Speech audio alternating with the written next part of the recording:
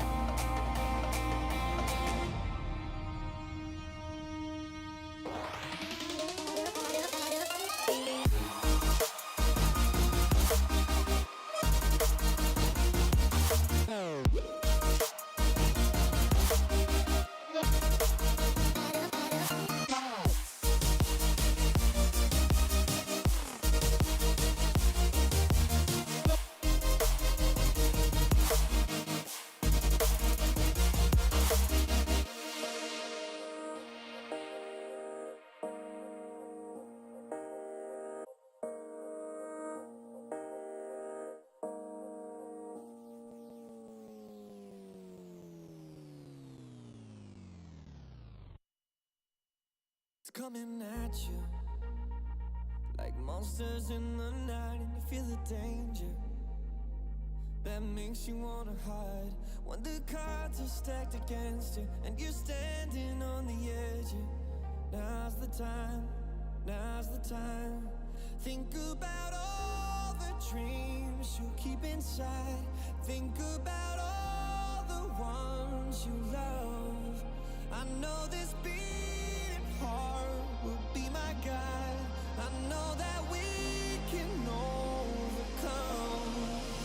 When the world's so cold and we're losing hope, I need her, I need her.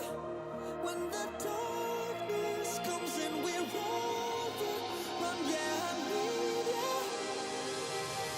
That's when we need each other. That's when we need each other. That's when we need each other. That's when we need each other. That's when we need each other. When you're falling faster and don't know where you are, and you feel the danger closer than your heart. When the weight is getting heavy and the future is unsteady, close your eyes, close your eyes. Think about all the dreams you keep inside. Think about all the ones you love. I know this beating heart will be my guide. I know that we can overcome. When the world's so cold and we're losing hope, I need her, I need her. When the darkness comes and we're overrun, yeah, I need her. That's when we need each other.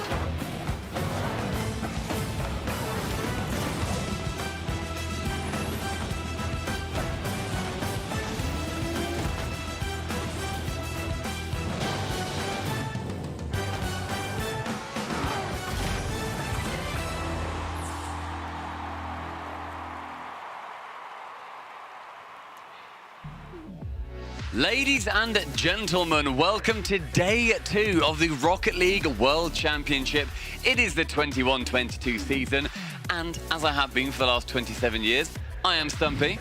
He is Cole, and we are here to bring you all of the action on the alternative stream here on twitch.tv/RL Esports. The main stream is over at /Rocket League, but we are here. And my gosh, Cole, do we have some huge games coming up? Oh my goodness, it's absolutely massive today on both sides of the stream. We are, of course, on day 2 of the Swiss. The teams that we're going to be seeing here on the B stream are 0-1, but there is no shame in that at all. The quality of Rocket League, the high standard that we're seeing is as high as ever. Yes, and you mentioned 0-1. Let's have a look at the format to see where we find ourselves here on day 2. We are in the Swiss. What an amazing format that finds itself to be. On the left-hand side, that's where we started yesterday, and now you see in the grey at the bottom, we have got the big games coming up to see who goes 1-1 and who goes 0-2. Yeah, absolutely. At top as well, you can see who is going to go 2-0. So some huge games over there on the main stream. Of course, if you are new to the Swiss, you have to bear in mind that you want to win 3 series before you lose 3 series. If you can do that, you make it to the group stage where the biggest teams in Rocket League will be awaiting. And the biggest money as well is going to be awarded. Our prize pool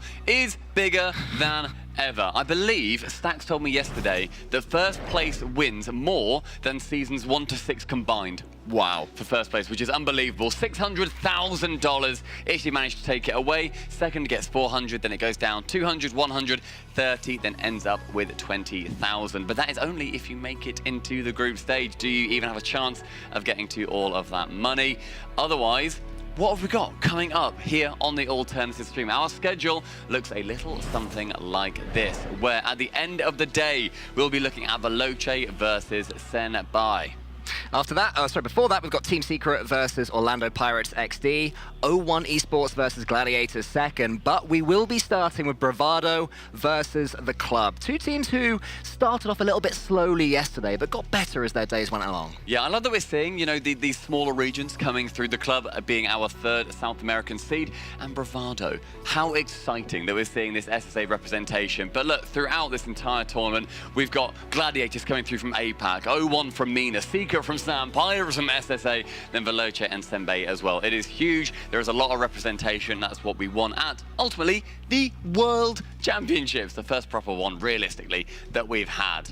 It's going to be a massive day here. If you guys want to be catching over on the main stream on twitch.tv/Rocket League, over there right now is checks notes, KCP versus Semper. So that is going to be OCE versus Europe. Just before we get into what's happening over here, Cole, what are your vibes on that matchup?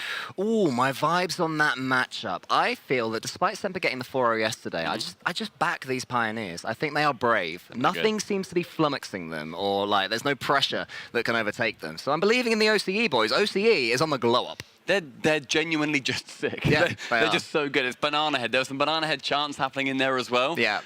Which were amazing to see. I want everybody who comes here, and if you are coming here later on to the main event, I want you guys to be learning the chants, seeing what's going on, get lyrical, get musical, and we'll see what we can do for you. Quick question as well. Do you think that Banana Head is the best ever name for an RLCS player? We discussed it on the desk yesterday. Truly, genuinely, yes.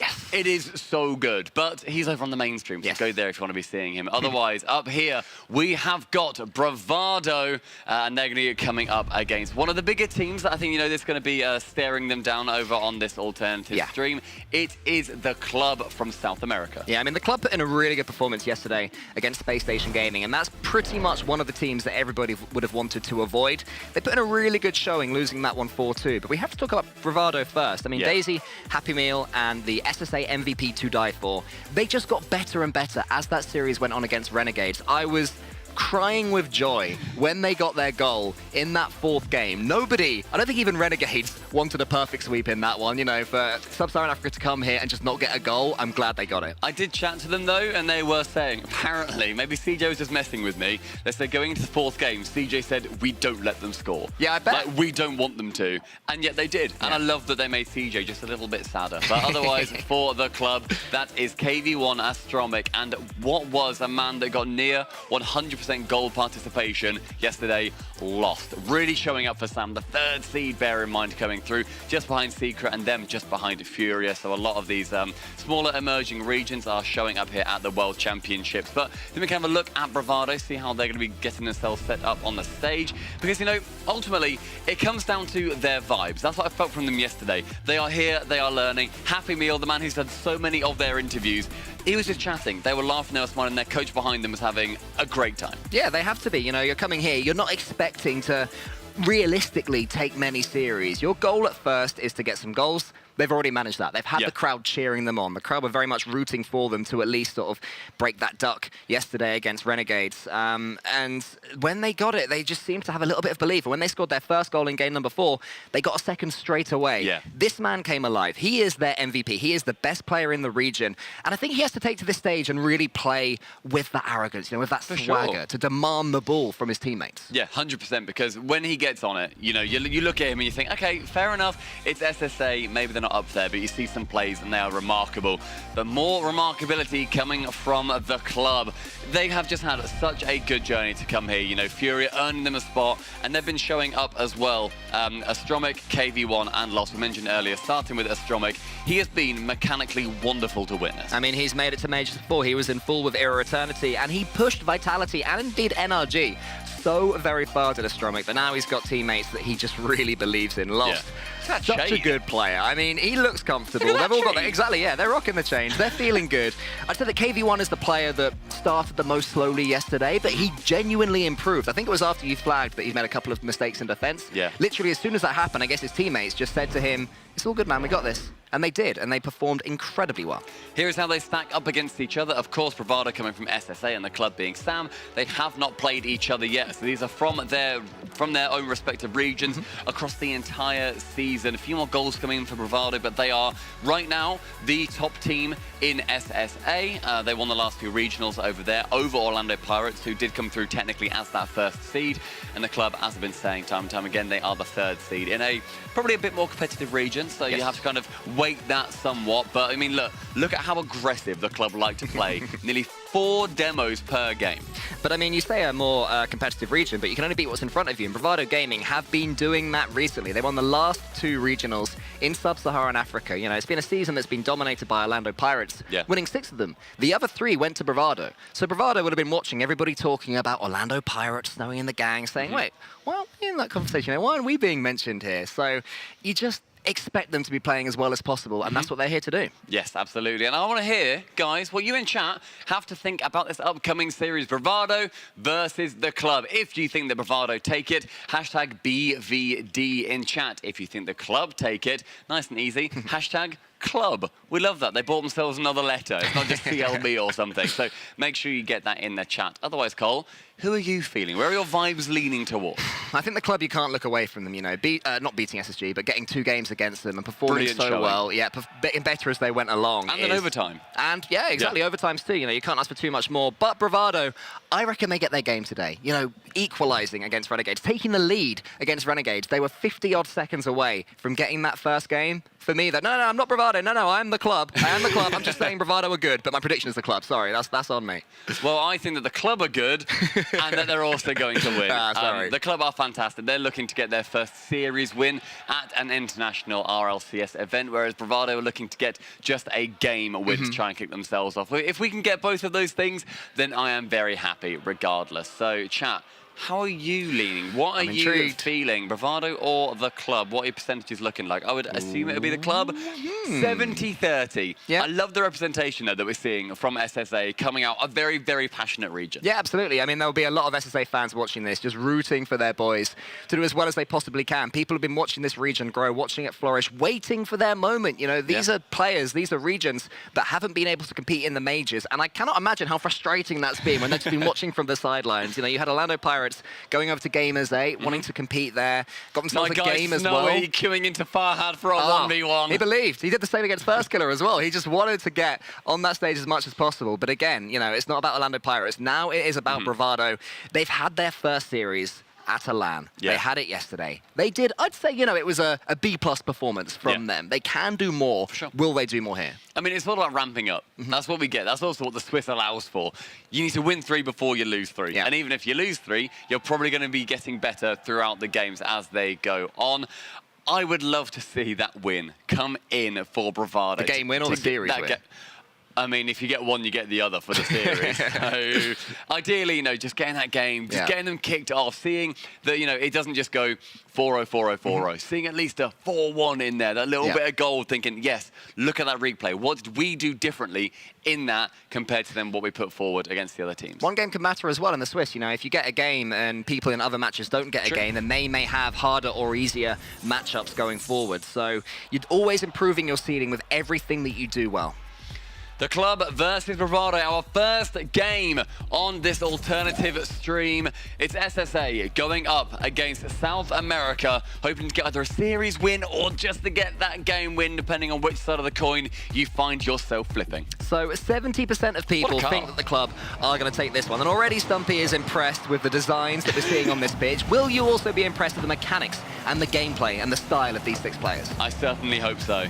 Starting off then with the club going forward immediately into that blue half, hoping that they're going to be able to get something going early on in this game, trying to upset Bravado as much as they can. An immediate push from KV1, the man that yesterday you identified, or that we rather identified, was being a little bit slow, his defense being somewhat grounded, but Astromik working his way around, keeping a Happy Meal grounded as well, so he wasn't able to get the block on that shot. There are some lovely card designs in this one. Daisy, I think, was the one that you were impressed by, and I think Astromik as well has got a little colourful number on his Fennec, which is looking quite pretty, so not afraid to show off these players. The club do take their early lead just to settle any nerves that they may have. Bravado have to be able to roll with those punches. They are going to be conceding here, and they will be a little bit slower at times. But it was actually the early game, they were a little bit better against Renegades. It was towards the end of each individual game that they'd start to fall behind. So the fact they've gone behind early, not ideal for them.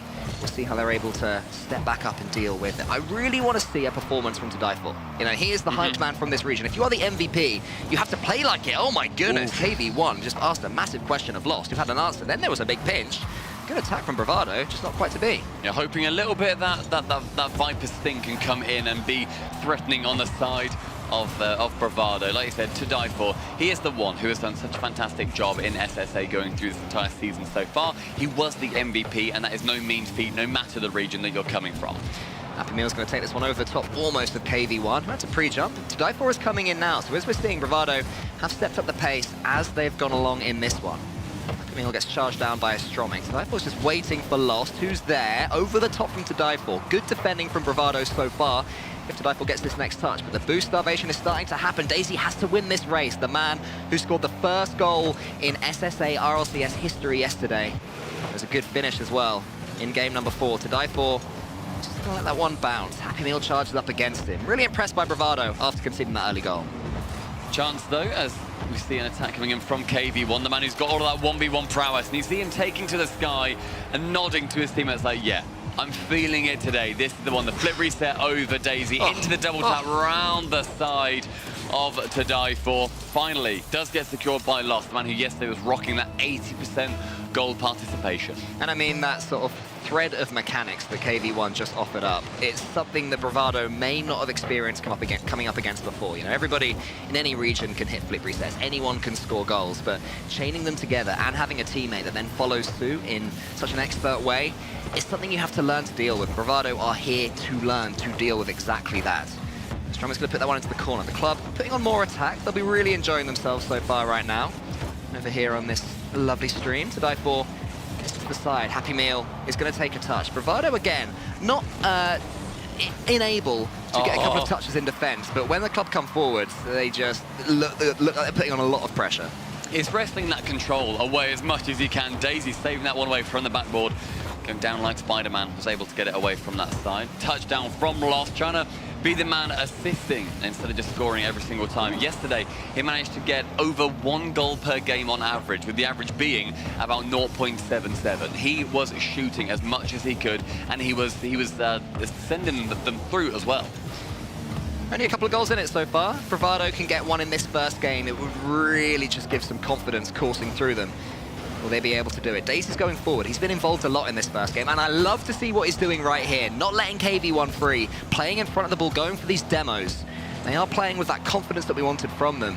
It's just decision-making, really, from Bravado. There was a time earlier where they could have taken a touch. There again, they could have let it drop, and they're just booming the ball away a little bit quickly. So if they can just settle those nerves, they may well be able to put some pressure on the club here. An error or two, though, coming out from the club as well. We've seen a few times there's been a miss that comes out from KV1 where he'll just about whiff that ball. You know, he did well to set up previously, but in the sky, he hasn't looked particularly confident defensively. Offensively, sure, he got an amazing flip reset, but Lost, not quite able to sneak that one in the side, trying to get the acute angle, but somehow just managing to get a little bit too much on it. The side does go Lost at the top of Happy Meal, just flicking it as well to get it onto the sidewall, and the 100 boost gained. He's going to be going for the edge wall bump here. No, he fakes it out instead, goes low. Astromik to squeeze it back behind the defender, but that play was mostly Lost. Yeah, that was lovely from Lost there. Daisy had no idea what to do. To Die For flew in as well. It meant that Daisy was left landing in an awkward position with not really that much boost to play with, and the challenge game from the club was very strong to get their 3rd goal in this opening game. I think it was 4-0 to Renegades in the opening game against the club yesterday. All scored by CJ. All scored by the big man CJ, who was just on our tear. He scored 6 in total in the series, and 4 of those were in game 1. The man, he was desperate for that first Worlds win. So my question is, can Bravado do better than that in this opening game? They've almost got themselves a goal so close but the club are on another attack. A way that we do see a lot of the teams when they are up against somebody who, you know, that they aren't necessarily too confident playing, as KV1 shows off his incredible confidence. He is able to, you know, they'll go for these bumps, they'll go for the demos. I think that works incredibly well. However, when it comes down to a few of the attacks just not quite going your way, you might just need to throw in something different. Those bumps and demos are great. I really, really love seeing them, but the club, they're averaging over one more per game than Bravado so far across the season. They are seasoned in that way. They're experienced, but they are going to have to do some more defending here. Bravado have had a couple of looks They have. with these air dribbles. It's just, will they be brave enough to follow up an approach? I guess when you're 4 goals down, you can just play without any pressure or fear at all. Try and get that opening goal. The earlier they get it, the higher chance they'll have of getting that game. But they just have to grow into these series. And that's great play from Daisy. Daisy's really impressed me. Is that one going all the way in? Oh, not quite. Astronomic Yamini clears it away. Brilliant chances, though, as we saw. It is that spawn in from to die for. Came in at a fantastic place. Yesterday, apparently, Jack tweeted that Scrubkiller thought that you were able to control where you spawned with the power of your mind. Yeah. So fair play to die for there by having the willpower of a god. To be fair to Scrub, he has a 50% hit rate, so fair play. He's pretty good. Very true, not too bad. Better than their win rate through the season, as far as I'm concerned, with Dignitas. But KV1 in that game looked excellent. He was, you know, a couple of errors. That's fine. When you win 4-0, I'm not looking into it too deeply. They look confident as well, you know, leaning across, getting the fist bumps going. Bravado, they lost 4-0. Sure, as long as they don't lose the series 4-0, I'm not too upset. Bear in mind, we're looking at best of 7s throughout this entire Swiss stage today. Yeah, I mean, there can be no excuses if you win or lose a series in a best of 7. The deserving team will pretty much always win, at least 95% of the time. But there is Bravado. They're looking pretty stoic, looking chill. You know, I was wondering how they'd come into this one, if they'd be chuckling away or taking it seriously. I mean, the vibes yesterday they were laughing, they were having fun. They know that this is a great opportunity for them. But Happy Meal in the middle, he's got the South African flag tied around his neck. He wants to be able to hold that behind him after winning that game, and ideally, you know, the series for them. But as I say, the stoicism, knowing we need to get the job done. We can't just be here for a bit of a holiday, bit of a laugh. Yeah. Let's do it. We are competitors. We want to win these against a very strong-looking club. I mean, we're talking all about how much Bravado are desperate to get that game, but they can earn that game like quite handily as well. But what I was going to say was that the club do not want that to happen in a million years. This is the team that predicted they would go 3-0 through this Swiss in their pre-interview yesterday. They want to show they're a dominant force. They want to show they deserve to make it to the Spring Major. They didn't because they were 4-3'd twice in a row by Furia for a bracket reset. If they'd won that, they'd have had a tiebreaker and a chance to make it to London. So make no mistake about it, the club, they want to be up there with the very best. And against teams like Bravado, they have to put them to the sword. So there's pressure on them as well in that sense. LAN rookies across the board, realistically, it just matters on how well you perform on any given day. And there's 3 days going through for the Swiss, just beating out KV1. A touch more speed, is able to beat out the defender as To Die For moves his way up, and Happy Meal does not rotate back. He really should have headed back towards the net. He saw that To Die For was moving his way forward as the shot was coming in. One of them needs to take the back seat in that position. It's tough because you want to play as quickly as you possibly can. You don't want to be too passive and look back with regret and say, if only we'd attacked a little bit more. But that can mean that when you are beaten for pace, your teammates have backed you a little bit overly to be able to get that ball and match the pace of a team like the club. We're coming forward again. They're looking really comfortable right now. Lost, I mean, he just wants to get involved in every single attack. And I believe, again, so far, he has. That goal participation continues to impress us. Astronomic passing through the center. 2 defenders could not quite keep that one out. Bravado, their defense, starting to fall apart a touch, knowing that they are really under the hammer. Yeah, the pressure will just continue to build. Really good experience, though, Bravado right now. You know, this is the sort of moments that you want to be experiencing. How do you talk your way out of this one? How do you step up when things are just beginning to go against you? These pre-jumps from Happy Meal are looking pretty good, but there's a lot of space on their backboard right now To Die For. Them. Fantastic read. Exactly what his team needed to get themselves under a little bit of a tough situation. Big boomer ball. I do think that my one critique from Bravado right now, all things considered, is that there are times they could be taking that touch. Lovely fake there from To Die For. They could be taking that touch in defense and play the ball out, maybe go for a 50-50. Over booming the ball seems to be just letting the club in over and over again. Now they're on the attack. Happy Meal's a bit too far forward, though. Very aggressive positioning from Daisy and Happy Meal, which I don't hate because, you know, it forced the club back into their own corner, so they had to get away from it. Astronomic nearly getting an amazing dunk, can't get the goal, so instead fancy bumping To Die For out of the way. Lost, heading towards that corner. His shooting has been remarkable so far. KV1 trying to go for that double tap down, ends up going for the dunk. but isn't able to secure that touch on the ball. Daisy into the skies, face off against Lost, attempts to go low. The flip reset actually gained for Lost as well. Will be landing, uses it just to speed up a little bit. Lost passing central back to Astromic, back to Lost, chipping it high, but to die for stands firm. Yeah, lovely save from to die for. He knew what the club were doing. I love the multiple passes that they threw up there. Just a really good entertaining show right now from the club. Happy Meal's bumped out the way. And Daisy's flying in, but look how quickly KV1 is on them. Daisy, though, does win that challenge. Good gaming from him. Meal to the backboard. So again, Bravado have started slowly, seemed a bit overawed by the club, and then grown into the game. That seems to be the pattern that we're seeing in this series. Yeah, hoping that they're going to be growing through in each game as well. They can take on the learning experiences. Lost up for that double tap, but again, to die for, saving Astromic, sending it just a smidge behind the Bravado defender. But look at this setup again by Lost. This man, his shooting percentage has been unbelievable, shooting around 45% so far when the average is like 30-odd. Scoring 50% more goals than the average player would. Incredible. That one, though, getting saved, Astromic can finish it. Knowing that, you know, even if Lost doesn't score, his setups are wonderful. The club are keeping Bravado honest, though. I mean, these attacks are not particularly solo plays. I was about to say it's sustained pressure, but that is just a piece of mechanics. Yeah, going to the ceiling to dive for, managing to pinch it away, but it falls perfectly in the way of Lost. And man, just tracing that ball, the outline, and punching it through the paper. 4-0 now for the club, and they'll be trying to get as many goals on the board as possible. They will not relent at all. So Bravado have to stand up tall and deal with that. I mean, I think that Bravado have really tried to come into this one being as quick as possible, and once or twice it's backfired. They're getting that balance. That's the hardest thing to do, right? Between attack and defense, between not giving them too much pressure and being too passive. It seems that this one's starting to get away from them, unfortunately. Yeah, look, when you see in the middle of the camera, and you see Astromo just laughing, chatting to the coach, having a good time, Lost passing it central, and every single player on Bravado within about 5 feet of each other, or 5 Unreal units, whatever it ends up being, whatever that measurement is. 5-0 with 2 minutes and 10 seconds left. It's getting ugly, but there's always game 3 to come. A couple of goals really needed for Bravado just to get that confidence back, I'm sure. The club really taking what they learned yesterday against Space Station Gaming, though. You know, I do believe that that was, in some ways, even though they lost it, the perfect opening match for them in the context of this Swiss, because they will not, you know, unless they play V1 later, it could be argued, one way or another, they will not face a tougher opponent than Space Station. So to get a couple of goals against them, they could be really looking good to make it through this Swiss. I mean, SSG, they picked the club to fight as well. They wanted to go up against them. They needed to have the opportunity to play a good team. They said in the draft, we want to play a good team. We don't just want these free wins. We don't just want to pick a team that, you know, we're going to be able to 4-0 and go from that. And the club made SSG sweat. That was a brilliant shout from SSG as far as I'm concerned. They're able to get those opportunities, actually play through this wild card.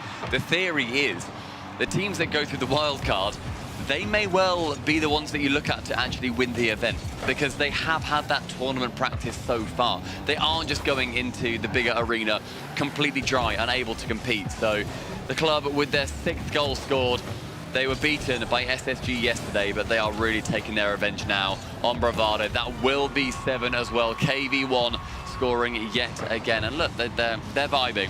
What? And I know this is a massive question that I would hate being asked, so I apologize in advance. Ask me, my friend. What do Bravado do? What do Bravado do? They write this one off for the next minute and 12 seconds. This game is obviously done. It has been since about a minute and 2 minutes in, let's be honest. Nothing here matters. Use this time to relax, use this time to get more used to the stage, you know, drink some water, feel good about yourself. You know, this is essentially free play for them right now. If they do manage to get a goal, somehow, forget the fact that it's setting up for Brazil. Brazils don't exist right now, as Bravado have to tell themselves. A goal for them matters. Don't tell the club that. That's true, yeah, okay, right. I mean, yeah, there would be some irony if it is the club that get the Brazil. But yeah, just let this one go. This is their first real thrashing since being here. This is not the norm. You know, this is not the level of bravado that they've been showing against Renegades or against the club today. Opportunities like that from Daisy, who just went on to receive that pass, a brilliant pass as well from the ceiling, I believe, from to die for. Daisy just jumping for it a little bit too late. It's those 10-20% that you just need to really trust. Daisy had boost, could have gone up earlier, just did not have the eye for it, the ambition for it, whatever it ends up being, and that's what you need to see. What do you lose by going for another one of the shots? What do you lose by missing the shot but still managing to make contact? I mean, Nothing. one thing the commentary was pointing out when Bravado played yesterday say was that a lot of their attacks, as Happy Meal goes up here, can he get one right at the end? Oh, not quite, that one's going to fall. A lot of their attacks could be seen as quite predictable because Renegades, they were pre-jumping them 2 minutes in advance, right? Yeah. I am desperate to see Bravado just take that touch. I've said it before, I'll say it again. Go for a 50-50, dribble with the ball, keep it there, let your teammates pick up some boost, even do a fake, you know, miss the ball. They're hitting everything very cleanly and purely, which is great. You have to have that in your locker, but as we have seen from Renegades, sometimes missing is good. Just ask Fury against Renegades. I mean, yeah, like you say, taking it low, not just sending it straight back, holding on to that possession and then going for a 50. The only problem being in that situation, the club have KV1, and KV1 has made Bravado think. A timeout has been called. In these best-of-7 formats, you get 1 timeout per game. You have the standard 60-second break that you get regardless, and then you get another 60 seconds on top. Happy Meal taking the lead in this conversation. Yeah, I was thinking, like, you can see from his body language, hands up, you know, he definitely had something to say there. He wants to get his team back in the game, because that was a, you know, they gave up a little bit, you know, halfway through that game. It just seemed to... I'm sure they were already talking through stuff that now they're just expanding on now. Exactly that. But it's good that they've taken that time out, you know. It can be tempting just to dive straight in, keep up the momentum and think, no, I'm comfortable, you know, my mechanics are all right. No, you still have to be able to take a step back. Any team up and down the hierarchy. Happy Meal is like, he really is stoic, isn't he? He is the calmest man in the room. Wow. I looked through a lot of interviews that he did as part of SSA and part of that broadcast. He came in for every interview, firstly. He is their front man. He's, you know, he's in the middle, he's got the flag around him, he's confident. He also, you know, is one of the older members of the team. He's making sure that he is the one who's taking that front step that we've seen from other teams as well, you know, like Com and Torment, for example, taking that over the top of beast mode. He's got a good head on his shoulders. He's got a very, very good head on his shoulders. He knows what he has to say to his teammates. He knows how he can bring them up. They have been competitive at the end of this season in SSA. He's hoping that they can chat that through. But as well as Bravado having a timeout, the club, they also benefit from the extra minute. Yeah, I mean, they're just chilling, they're relaxing. You know, they're vibing with those lights blaring up and down, turning off and on. I can actually see it reflecting on the roof up there to our right, which is quite exciting. Yeah, fair enough. Yeah, it's pretty cool. I'm going to be completely honest, mate. I did not realise they were just there. Yeah, exactly. There's a lot of black curtains surrounding us right now. It's a bit of a maze. It is a little bit, but the maze has to be found its way out of, and that is exactly what Bravado need to do right now. They need that solution. They need to path their way to a victory. They are up against it. They really, really are. The club are a terrifying opponent to go up against. Nah, this is where they improve, okay? This is where they get a couple of goals. We saw it yesterday against Renegades. Bravado are capable of scoring. They are capable of getting a game. Everyone has been saying they are more than able to get a game or two. This is where it's going to start. I have that belief. I think, you know, the Happy Meal talking to will have helped them a lot. They're already defending a lot better. There was a bit of an edgeable there in defense, and Tadiful stayed in front of the ball, and now they can approach forwards. This is the best start Bravado have had in any of these games. Lost though, trying to beat out Tadiful in the middle. Daisy missing, Tadiful touching it again. One of the touches that ends up just being, well, I hit it because I can, not that I should have done. Sent high from KV1, managing to get over towards Tadiful, but the challenge coming out from Happy Meal. I love the idea of that, but Daisy, the pace was a little bit too fast on it from Astromic's dunk, and manages to get the opening goal in 42 seconds. Yeah, it was a good dunk there from Astromic over the top, and Daisy was just a little bit stuck. I think KV1 was following him as well, putting pressure on him. You don't always have to be hitting the ball to be able to force the goal in Rocket League, and that was a great example of exactly that from KV1. Giving the club the lead, but there has been an improvement from Bravado at the start of this game. They'll be able to continue to step up. Can they defend this one from KV1 first? Good challenge from Happy Meal. They are double committing again, though, in defense. That's the main problem they have now. They're desperate to get the ball, which I like, but they have to keep talking to each other. They're going to try and clear that ball away as fast as they can. Will it be in a good position? That time, no. Astromic yet again, holding on to the opportunity, managing to look to take that ball touch down nicely, double tapping off the side, and the demo, flexing their 4 demos per game. The club starting to remove Bravado from the pitch. Yeah, just when Bravado was starting to try and step up the pace, the club are taking them off the pitch, which is very tough to deal with, but again, is showing us the repertoire that the club have in an attacking sense. I'm sure, as we'll see later on in this tournament, when they come up against other teams, assuming they, well, even if they don't win this, they'll be playing other teams in the Swiss. I'm sure we will see the club using that tactic. So really interesting thing about the club there, that they can switch up their approach. It's not just solo plays. It's also demos and such. That's good from Bravado. Daisy's impressed me. I think as far as pacing goes, he's been the one that's dealt with the club the best. Daisy has also changed car from the Octane, going over towards that Fennec, purely because I just thought that there was less colour on the pitch. And to die for, that block coming in, but it was not enough to stave away from the attack from the club. KV1 dribbling it round the side, a really strong 50 from him, but lost yet again. Just waiting on the sidelines, didn't pass it that time, instead wanted to deliver the third goal. I think all these double commits from Bravado, I'm just getting the sense. Great kickoff from Daisy to dive for, is gonna put it away for Bravado. They get their goal from the kickoff. Will that inspire them? On their cameras, not looking too crazy, knowing, look, boys, let's get the job done. Like, we still need to get 2 more just to get it to an even game. I love that they're locked in. They are set in this one. I love no perfect sweep. Just like yesterday, I do not want a perfect sweep between these newer regions. You know, it's just not what you want to see. So Bravado getting on the scoreboard, that is locked in now. That is eternal. Daisy then had an opportunity to go for a bump on one of the final defenders, but was capable now going up high and then actually faking. That is brilliant from KV1. They don't want to talk about Daisy anymore, not going for a bump. Look at this movement. Sends it on the backboard and then just ducks away from it. Actually does get a touch technically, but very much going for that fake. Drops down, Astromic, the man behind the curtain, punching through and landing one in the middle of the face. Bravado got to keep on going. Got their goal. You know, that'll change the dynamic. That'll hopefully bring some joy to their comms. I just want to see these double commits get sorted. You know, if the club score 5 goals, 6 goals, 7 goals, 8 goals, that's okay, as long as they are defending as well as they can do. And I think what I was going to say earlier before they got the kickoff goal was that I was starting to detect maybe a lack of trust. The amount of times you'd see a player going for a challenge and someone else would be dodging in behind them. Yeah. You just have to believe that they're going to win the 50-50 because, you know, even if they do okay in the 50-50, if you've dived in, their good 50-50 becomes a bad one. So you have to keep that faith in your teammates. Which is hard to do. Yeah. Like, it's hard to do that in a setting that you've not been to before. Bravado, this is, to my knowledge, their first international LAN. They're so new to the RLCS that this is completely alien to them. But a good movement up pitch by Daisy. Lovely.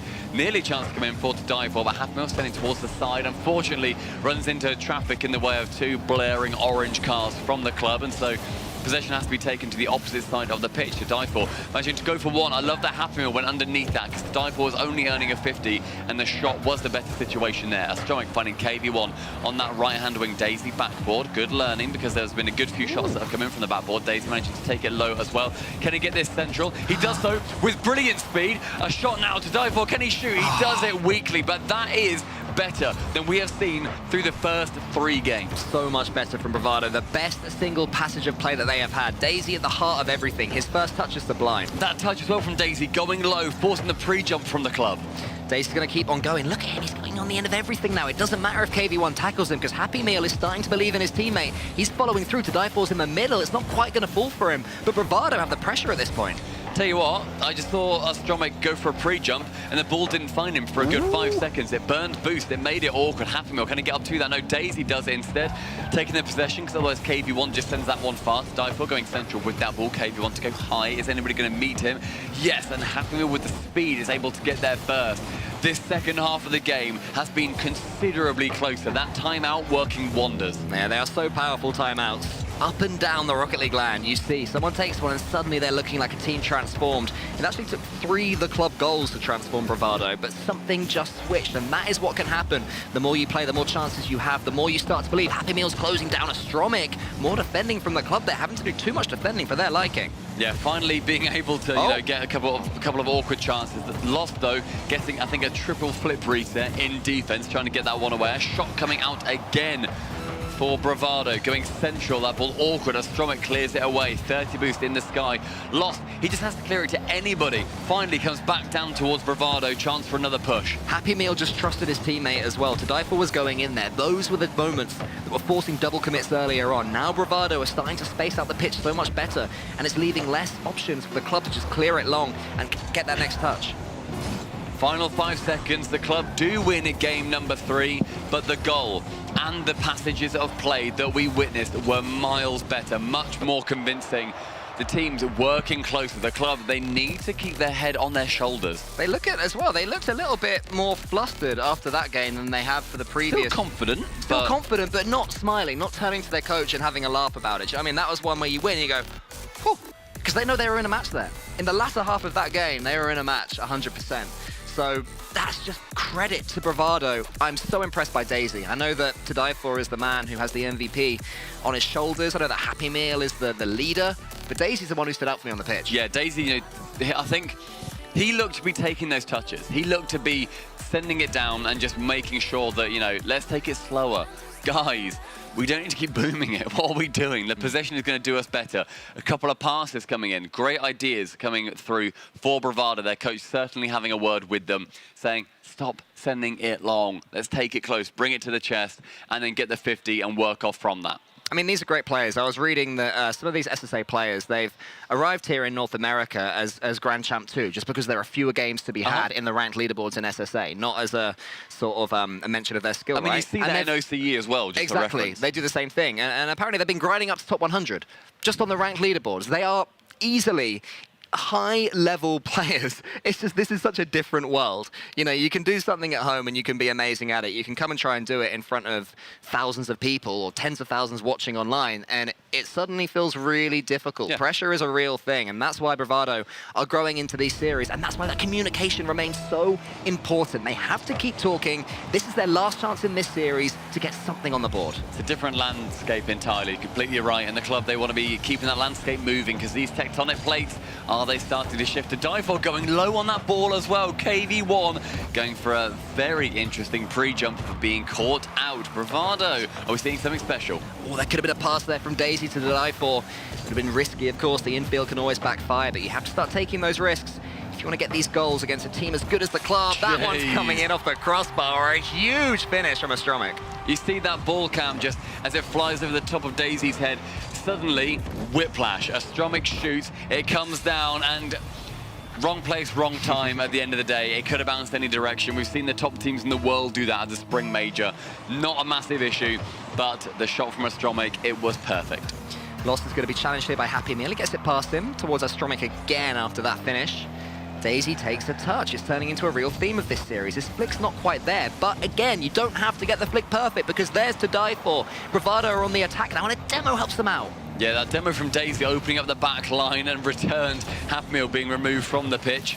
Manages to get away to that right-hand wall. Daisy going for a shot downfield with the 100 boost grab. Happy Meal with a filthy pre-jump. Going into the pass, but Daisy joining him in the air. Not the best place to be. Lost getting rid of Daisy and then going for just a horrifying transition through that midfield, taking to the skies, trying to get those bumps. Poor old Happy Meal was on an airplane in search of some boost there, but what a pass that was from To Die For to Daisy. Bravado, for the first time in this series, get an equalizer. To Die For working his way down the pitch, catches it, sees Daisy in the midfield. KV1 thought he could outspeed him. Not on their watch. Astromic was not in the situation to save it away. Bravado draw level with the club. There was space there for Bravado earlier. The infield pass was refused. That time it was not, and that's such a good kickoff as well. To Die For, he tries to get it over the top of KV1. He gets it over the top of KV1. Bravado take the lead in game 4. Amazing. From the kickoff yet again, certainly getting these strats going. Manages to go just round the side of To Die For. Sorry, rather the defender KV1. Should he have got a touch? Probably. Do Bravado care?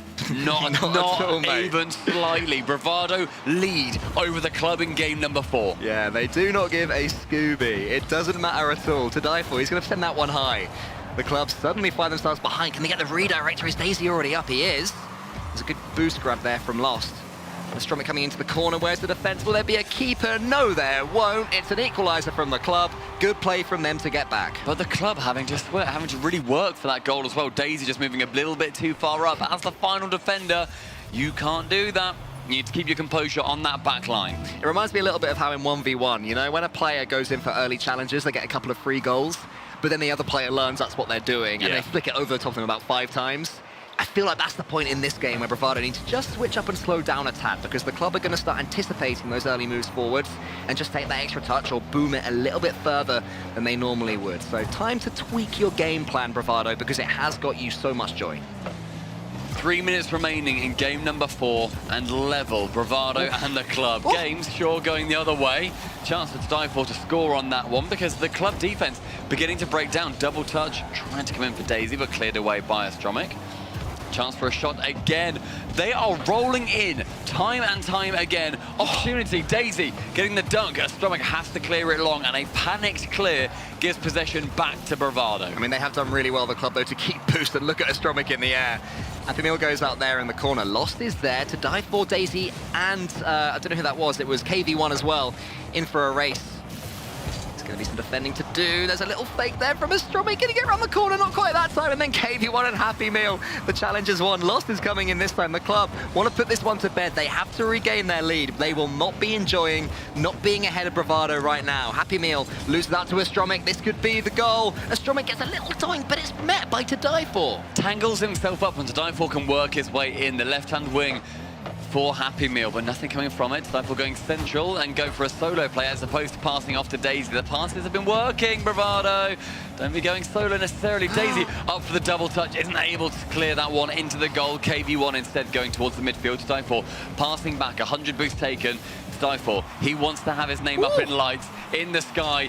Daisy is received. Daisy shoots low, and Daisy is destructive. That is such a beauty. Look at the air dribble there from To Die For over the top of Astromic, and then there was Daisy. The man who scored the first goal for Bravado in this tournament has given them the lead for the third time in this tournament. Astromic sweating, genuinely wiping sweat from his brow. The club, with 90 seconds left, may well be losing their first game, and SSA may well be securing their own. To Die For, not able to get the flip reset over, but so much threat.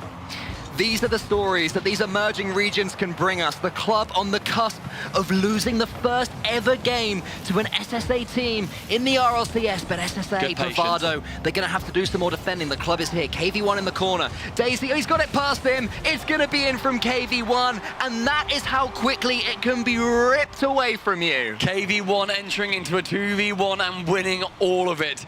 Gets the touch off the side, and the club drawing level yet again. But Bravado, they have been bringing it back. A kickoff. This is where they have historically thrived. Smiles from the aptly named Happy Meal. He is saying, don't worry, boys, we still got this one. Have to survive the kickoff, though. There is Happy Meal. He gets it to the side. Now he's going to come up again against Astromic. Beautiful play from Astromic to the air. He goes. Daisy gets that one to the corner. Who's going to be there? No one. The fake was well timed. Happy Meal gets a touch over the top. There is a pass it's To Die For. He finds it, but To Die For's taken out. Great play from the club. Excellent demo, and now it pushes back down on the other side. Bravado having the pressure, having that vice start to really grip on them. Astromic, the man on the top right of your screens, delivering death on the net on Utopia. Oh, what a read that is. I mean, that is almost impossible to defend against, especially if you are a little bit low on boost and coming at the ball with no momentum. The club, I mean, you said there was sweat on their brows earlier. They will be mightily relieved to escape Utopia with a dub. But there's still 35 seconds left, and with Bravado having chances, especially after they just keep coming back over and over again, this is by no means closed out. Astromic having to send that towards the backboard, and KV1 rotating around, able to get it towards Lost on the left-hand wing. Going to get it around the side of Happy Meal, not quite, but again, Happy Meal has been repeatedly on zero boost. Daisy going for opportunities to get the shots off. Final 15. Lost is going to go high. Happy Meal is up there. Can he challenge him? It's more backboard play. Astromic there. It's over, though. This could be a chance for To Die For. Has to take a touch against KV1. Rushed it somewhat. That could have been the moment, but they could get another one. Chances with the final 3 seconds, keeps it high. Happy Meal again on zero. Astromic shooting wide on the net. It lands Happy Meal and both To Die For dribbling again around each other. Happy Meal flicking towards the net, is not able to score that one away. Astromic with an incredibly safe touch, flicks it towards the ground. An elevation coming from Bravado, but this peak, too much to surmount. The club say, phew. They say, woo!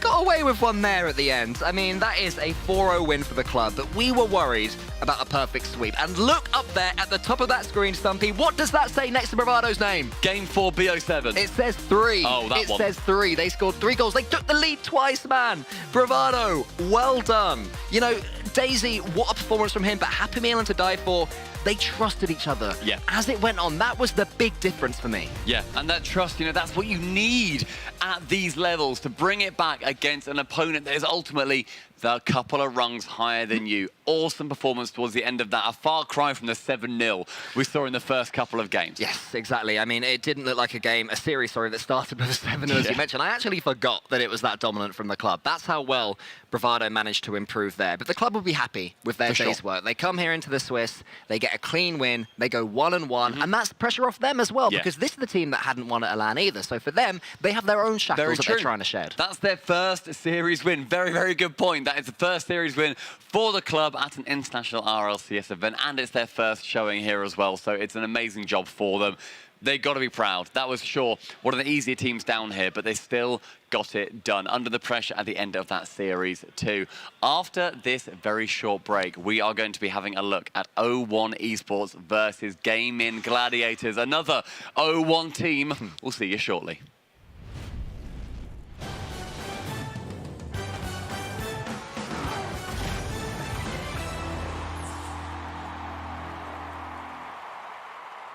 We have to tell everyone that we just switched to Verizon's new Welcome Unlimited plan for just $30. I've already told everyone. Wait, did you say Verizon for just $30? It's their best unlimited price ever.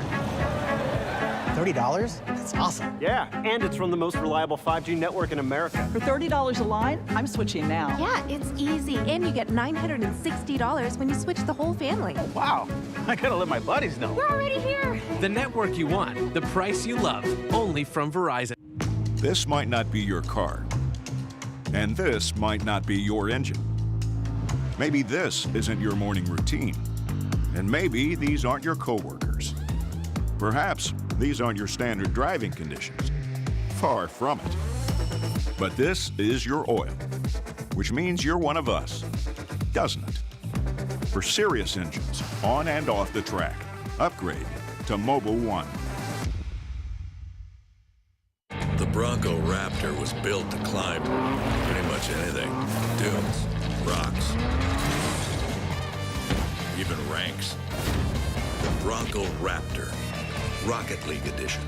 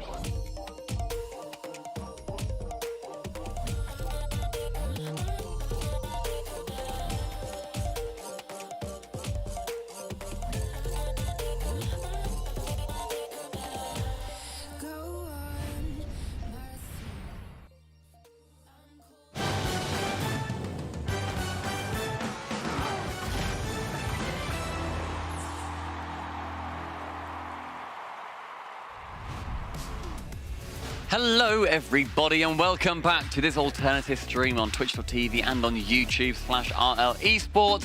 As ever, there is the main stream over on /Rocket League. Have a look there if you really fancy. We did just see that Senbei 4-0'd KCP. Unbelievable result. You know, what do you think? First feelings on that? Shock and awe. I am very surprised. Impressive. Exotic for Senbei is Exotic for Senbei is something else entirely. The man is playing very well with them. It would seem. Doing a very, very good job. But over here, we just saw the club go 4-0 over Bravado Gaming. A good series. Bravado did start to turn it on towards the end. Yeah, they did. If anybody's just tuning in now, Bravado in I think the second game they lost it 7-0, and Stumpy and I are looking at each other like, oh, it's just going to get ugly. But Bravado didn't let it get ugly. Yeah. They got themselves their first goal in game 3, and then 3 goals, taking the lead twice in game 4, but just couldn't quite get that first game. So hopefully in the Swiss they are still alive. As is every team that's losing today, they'll be able to get themselves a win. We're going to be seeing 2 new regions here on this stream as well. O1 Esports, hailing from the Middle East, going up against Gaming Gladiators from APAC. Representatives all over the place here in the 0-on-1 part of our Swiss bracket. Wildcard round 2. 2 brand new regions. Cole, What are the vibes? What are the vibes? I think the Gladiators, you know, they are playing with their sub Commutator. Unfortunately, Abs Crazy couldn't make it, and that is huge for them. It's, of course, very disappointing, it must be said. But 0-1, Mosan, AMS, and Zazonix, this is a good team, you know. They went to Gamers 8, and they got themselves some victories. You know, they won on the big stage. Well. They are used to winning against teams. They beat Dignitas, if I recall correctly there. On the main stage, you know, that's gigantic, you know, even though it was the crew battles format. So 0-1 will be favourites here, especially considering Commutator has had to step in. He is a lower level player that, you know, he won't mind me saying that. He just straight up is. If he gets offended by you saying he's like GC2, you're in the wrong job. Sorry, Commutator. Yeah, sorry, mate. Ultimately, he is not going to be as good coming into this as Abs Crazy. Again, we really, me and you personally, wanted to see Abs Crazy coming through, but just that Visas did not end up playing their part, which is a big shame. But 0-1, they've done a really good job. Like you say, they came through, they were earned a spot via Falcons. They said, you know, we're going to be having 3 spots, guys. We want as many teams to come through, and 0-1 are the benefactors of that situation. Seeing in the middle, AMS, somebody who we see compete in a lot of, you know, show matches, seeing him showing off in 1v1s, but 3v3, a little bit of a different format. I mean, this is the team that have been playing together since pretty early in 2020. They have so much experience together, so much belief in each other. I saw a fantastic interview with their coach that was translated by somebody on Reddit, so thank you. I presume you're watching this right now for doing that, because it was just fantastic to hear from their side of things. You know, they have accepted readily that they had a poor spring, showing, not up to their usual standards. You know, we're talking the 5th or 6th level in MENA, and they're so much better than that. But I mean, Gaming Gladiators, these guys, they have put APAC South on the map. Little stress toy. Yeah, exactly. We love a little stress toy. I'm proud of stress toy. Making sure that they're able to, you know, hang out, chill, do their thing that they need to do. Because Gaming Gladiators coming into this, they will be the less likely team to win. But LCT. I saw him in the gym. Well, that man can pump some iron. Yeah, he is a strong fella, is LCT. Then I saw him tweet it out later on, a selfie for himself, saying it's for media day. Huge. So, you know, but that's, I love that. I love that he's putting himself out there. He's soaking up everything it means to be a pro Rocket Leaguer. With Gladiators, though, with Max Yu, he is somebody who, you know, alongside LCT, they've done such an incredible job in APAC, putting Gaming Gladiators on that map. And as they stack up against 0-1, as ever, competing in different regions, so can't take them quite on that as much value. All I'm saying is that Gaming Gladiators have 9.1 shots per game on average this season, whereas 0-1 Esports only have 9 shots per game on average this season. So that is a huge amount. Clear favourite. But that does show just, you know, the level that these teams are in their own respective regions, rocking it at the top of each. The win rate for Gladiators, 70%. We didn't even see them representing at the start of this entire season back in fall, but they have come through and they've done a brilliant job of working their way up to this level. For anybody wondering why we did not see Gaming Gladiators or anybody from APAC South, the APAC regions, APAC North and APAC South, are separate, and they have to have a tiebreaker before one of them makes it to the majors. At the start, the first 2 majors, it was the APAC North team, either Verdi or Detonator, and then, in spring finally in London, Gaming Gladiators made their way there, and just, it was great to see them, great to see another sort of split region making themselves relevant. If you guys have thoughts in chat, stop typing coherent sentences, get involved with some hashtags. Chat. If you think that 0-1 Esports are going to win, type hashtag 0-1. That is the number 0. Is that number 0? That is. It's got the little flicky through it. That's the one. Number 0-1 in the chat. Otherwise, you think Gaming Gladiators are going to win. Hashtag GG. But we are here. We're feeling the vibes. This is the vibe tribe right now. Cool, Cole. What are your thoughts? What are my thoughts? I think that 0-1 Esports are going to take this one. I think the Gaming Gladiators, it's a shame they are going to be hamstrung. We're not going to see the real version of themselves. It makes it so tough for them. So this is not damage limitation, but it's a sense that they have to just be doing as well as they possibly can and only take positives from it. Whatever happens, they have to say, we did this well, that was good, we've learned from this experience. My winner will be 0-1. Playing with training weights on, basically, is how I'm kind of feeling it. Nothing against Commutator whatsoever. To step up into this position is unbelievable. The pressure is huge. He's done an incredible job. However, ultimately, 0-1 here, even against the full roster, I think would be the favourites. Put me down as an 0-1 Esports supporter for this one. But I mean, with Gaming Gladiators, they have something to prove. They have something, as we keep saying, for all of these teams. You take it back to your own region. You bring everybody up together. We see what MENA are like, trying to elevate each other. We now see what APAC are like, you know, split up by North and South ultimately, but wanting to make sure that everybody can come through together.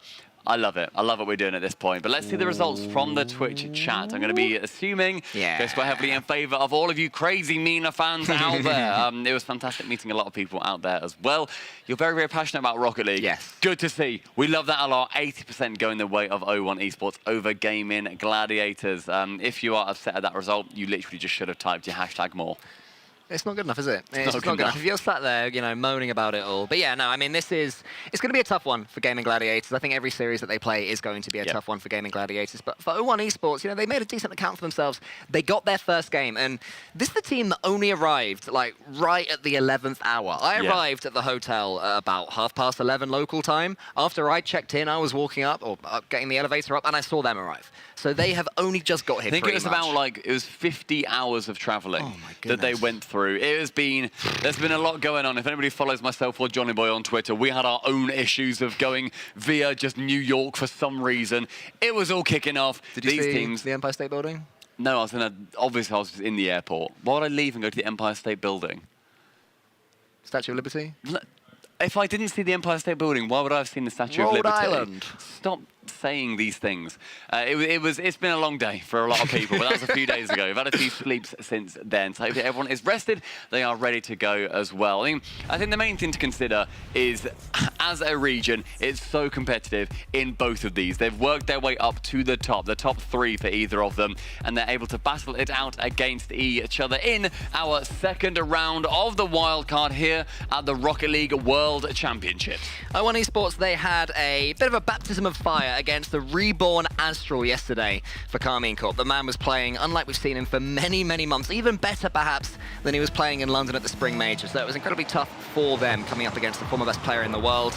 Now they're up against Gladiators. They will be favourites here. I think it was 80% of our Twitch chat predicted O1 would take this one, but it's Gladiators that get a goal after 7 seconds, and look at them loving it. LCT immediately incredibly happy, and Commutator too. Maxu up for the double taps. The Sonics didn't quite realise where that ball was going to be going and does get dunked on. Maxu staying nice and close to it, and Commutator was there for the ride as well. The man subbing in at the 11th hour. I respect him, honestly, so much for that. It is brilliant to see. That is the team effort that these guys are putting forward. I mean, I've played in sort of like, I love that car, by the way. I've played in creator tournaments with pro players, and I was terrified. Every movement I made, even though they were very lovely, shout out Ixo, who won for me, it was still a scary thing, right? And that was online. That was at my house. That was where I am very comfortable at my desk, where I spend most of my time because I am a hashtag gamer. For Commutator, he's doing that in a different country, at a LAN, where ultimately he's playing in a $2 million prize pool. It is petrifying. So seeing Gladiators, give him those good vibes, smile alongside him after that early goal, seeing him diving in when maybe he shouldn't have, that's what they have to be doing, and that's what I love, and that's what I love about esports and stories like this one. You know, ultimately it's a sad thing that Abs Crazy isn't able to play, but they're making the most of it, so well done Gladiators so far. Good progression down the pitch as well. Another chance for a shot, but Ams clearing it away. Commutator having to reverse back round, sent along by Ams. Commutator again going towards that right-hand wall. Does manage to get the dunk, but it only goes towards the Zonics. 40 boost, can't quite dunk over the top, but now Maxu able to get one touch into the center. The boost pick as well. Boost I've seen a couple of times going quite well in favor of Gladiators. Love seeing LCT using the Dominus, and Gladiators have started quick as well. Clean touches. There is a chance that Maxu has to save, and does so. Well done, Maxu. Commutator is there, but is called off the ball by Maxu. Yeah, I am just impressed by what I've seen from the APAC South team so far, zipping the ball about with some real pace and meaning. Am's going to be able to take a touch here. There will be times where they get bunched up and double commit and over commit. That can be the risk, and that one is prodded in by Zazonics. 0-1, deal with that early pressure and score a goal themselves. It was the bump that came in from Moston as well, bumping Maxu out of the way, and Commutator, suddenly left backwards on the goal line, pushed up just a touch too far, then had to reverse. Not the best position from him, so 0-1 being able to level up this game. And if those bumps come in and you are just removing players from the pitch, as we have seen instantly off that kickoff, it becomes a lot harder to deal with. Commutator's going to get a touch here. Good to see him getting involved in the play. It's over the top. LCT is going to be bumped out the sky by Zazonics. Oh, you have to love an aerial bump. On the backboard as well, he actually flips immediately towards that sideboard and then leaves and removes LCT from the conversation entirely. A little bit of frustration potentially starting to emerge on the side of Gladiators.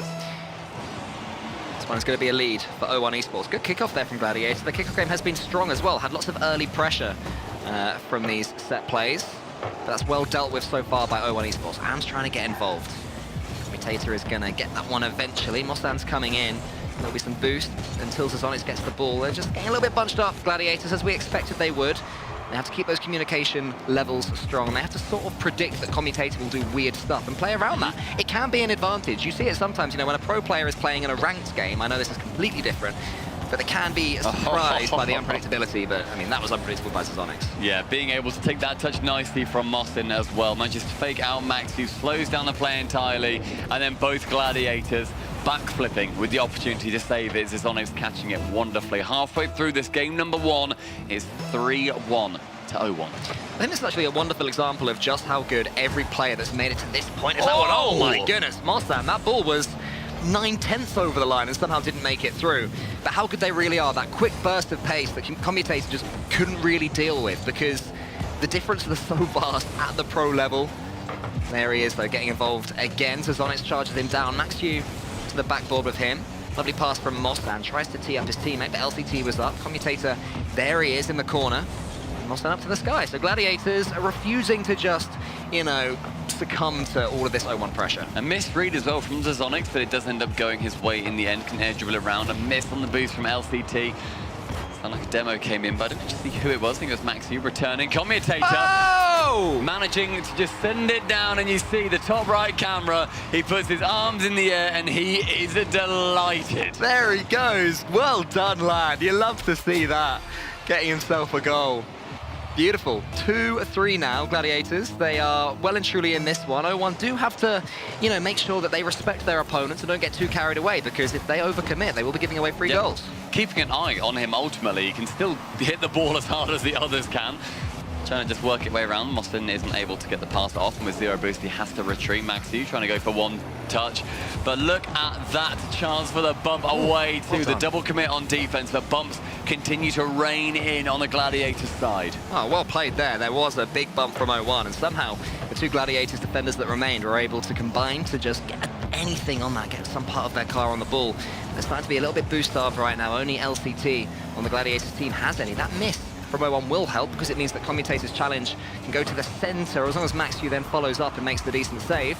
1 minute left, and this one is pretty close. A few defensive plays from Maxu just leaves that chance going. Commutator, he did cause that situation to be as sketchy as it was, but in the end he can clear it away this time instead. Just getting those awkward touches in defense. He's not doing a particularly strong job where you'd necessarily expect a main roster player to do so, but that's something that Gladiators need to work around. A long shot, not quite finding his way in that time. LCT leading the charge. That could have been another goal right there for Gladiators. O1 really have to turn down these overcommits, because they're leaving their goal open, and fakes like that from LCT are able to punish them. That AM's demo will help, surely. He goes to the ceiling, but Commutator is up there quickly. Just, even though he didn't get the ball, he confused AM somewhat. The attack from O1 does continue, though. Chance for a shot. Zazonix going to get around the side. Maxu going low with it. His defense has been precisely what Gladiators need to keep this at a 3-2. Zazonix's aggression is pushing Gladiators as hard as they can be pushed, and LCT taking charge of that ball. Zero boost, though. It won't go too far. Commutator up to the sky. Can he dunk on Zazonix? Not quite. That will be going a touch too far. Maxu cannot keep it up. And game one, somewhat predictably, going towards O1, but not with a scoreline I think a lot of us would have expected. Yeah, I'll tell you what, that was a really good game of Rocket League. It was fast-paced from Gaming Gladiators. O1, they managed to get themselves the advantage there with a few goals, but Gaming Gladiators came back into it, and all three of them involved as well. You know, often when you see a lesser-level player, they might have 100 odd points. Commutator with 321, and that goal is just, he's calling for it. You know, he's wanting the ball, which you want to see. And the saves you see in total, we've got 9 on the side of Gladiators, and I think 1 or 2 on the side of O1. So a lot of pressure going to Gladiators, but that is where Maxu really shined, I feel. Yes, exactly, it did. But O1, you know, they have to stay, they're being kept very honest right now by Gaming Gladiators, yes, for sure, which is impressive. But you know, this is the team of wonderful players. Mechanically, they are fantastic. I think if anybody is watching their spring performances, it's not representative of how good this team actually is. And I'm so happy they have been given this opportunity by the performance from Falcons, you know, going so far, so deep into these events, that there is space, because of course there's space in the World Championships for a third MENA team. This is, bear in mind, yeah, as you say, it's Mina. It's the first time that they've been able to get this opportunity to play at the RLCS. This is after our 3 regional events where we've just seen Falcons being able to compete from Mina. Having 0-1 come through to the World Championships is outstanding for the region. And as we've said, you know, down in 0-1 part of this bracket, or rather the 0-1, to not confuse people, part of the bracket, or part of the Swiss, it just means that we are going to be seeing some more of the less established regions playing, but it's just good to have them playing off against each other. Ooh. And their dribble going as far as it could do from Mossen, and the shot able to find its way in the end from AMS. I'm really glad that we are going to be able to see, because the Swiss is so long, the sort of true power of 01 Esports, as they do, you know, get used to being in North America as their sleep schedule does recover, because I do think that's a massive aspect that cannot be forgotten, how difficult that must be to pretty much arrive and then the next day, oh, suddenly you're playing Rocket League. Oh, it's against Astral, who's playing the best he's played in ages. It's not easy at all, and this is the sort of series that will allow them just to get some peace and grow into it. Good chance for AMS there to score. We've not spoken too much about him, but he does manage to send one towards the net. Commutator taking good charge of this ball. Mossen pre-jumping him, but Commutator gets it out the way. LCT can double it around, but no AMS on the back ball can clear it off to that left wall. Maxu up for the commit. I've got to say, LCT in particular, based on what we've seen for this game and a bit, is a really good player. Every touch he makes of that Dominus is pretty perfect, really. His mechanics very clean, able to take air dribbles, knows when to take a touch and when to just get rid of it. Been really impressed with him, with then Maxu, I think, filling in the gaps because things are a little bit more tricky. Look at LCT, he's always following, he's always there, he's always getting the goals on target. Not quite there, can it be stuck in? Almost the lead for Gladiators. So close as well. Maxu isn't able to just squeak it around the side of the defense, but Maxu putting in a lot of legwork alongside LCT. Commutator going in for that attack. Maxu just rotating back ball side, not too much of an issue because it ends up just being a pass back in the end. LCT to challenge it off, goes high, Commutator up into the sky, but with no real plan on that ball, just giving possession back to 01. Good touch there from Mossen, good speed as well. LCT stood up strong. Maxu's getting a little bit more involved since I mentioned his teammate. Now he's getting the flip resets, using the Octane to its full potential. Good touch from Commutator as well. LCT's being let in. It does seem to be that the game plan is to feed LCT as much as possible, let him go, try and do some damage on the other side and get some dunks. And it's, again, a really even opening to this game. Good positioning for Commutator there too. He was in the midfield, came in when he needed to be. It meant the ball didn't just go flying down the orange side of the pitch, but Zazonix in the sky has to be blocked out by Maxu. Does so, goes to the ground to get the 100 boost, but Anne sneaks it away in front of him. Boost is getting dangerously low for Gladiators. 35 at least guaranteed there on the side of LCT as he respawns back in. Oh, Commutator backflips when he had the chance to get the opening goal in game 2. Yeah, just a little bit close to the ball there was Commutator. Has to bear in mind the power that these pro players can generate on their passes. Underestimating what they're capable of. That's great play from AMS though.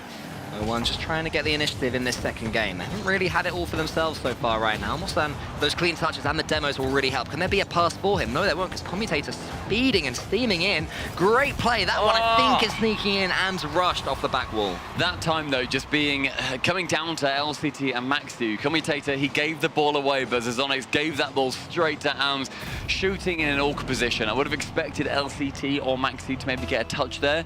It ends up being a bit of a defensive error from them, but the passing coming in from Commutator, that is where it all started. That's where the blame potentially does have to lie. The opportunity, regardless, very much taken by 01 Esports. Here's AMS just laying that ball on a plate to Zazonix. Zazonix is beaten by LCT again. Which has been everywhere on the pitch right now for Gladiators. Mossen in the far corner, just able to hold on to their lead for a little while, 01. It was another good kickoff there from Commutator for the Gladiators. Good touch from AMS. It's going to be really tricky to defend against. Commutator times his dodge very well. But then who's going to win this race? LCT again. The man is a savior for Gladiators time after time. Zazonix looking like he was going high with that ball, instead passed it towards Mossen. 70 boost after picking up the 100, can get one touch and then goes for the bump. AMS to shoot it away. Commutator bumping his teammate out of that save. But they got away with it though, at least for now. Still the pressure is on. Mossen's touch is high. Might actually let Maxu in. It was a really good recovery from AMS because that touch was not ideal from the 01 player. Zazonix does the right thing, slows things down, just tries to get the flick over the top, but it is met. I think it was Maxu who lost his car in the moment. LCT's coming in right now onto the back wall. Commutator's involved again. Maxu wants to get 100 boost. Will it spawn for him? Not quite, so he can only use 14. Tries to get it into the center. Not quite going to happen. LCT high. That touch was a little bit heavy, but he might still be able to make something from it. Wants to get the single reset and does.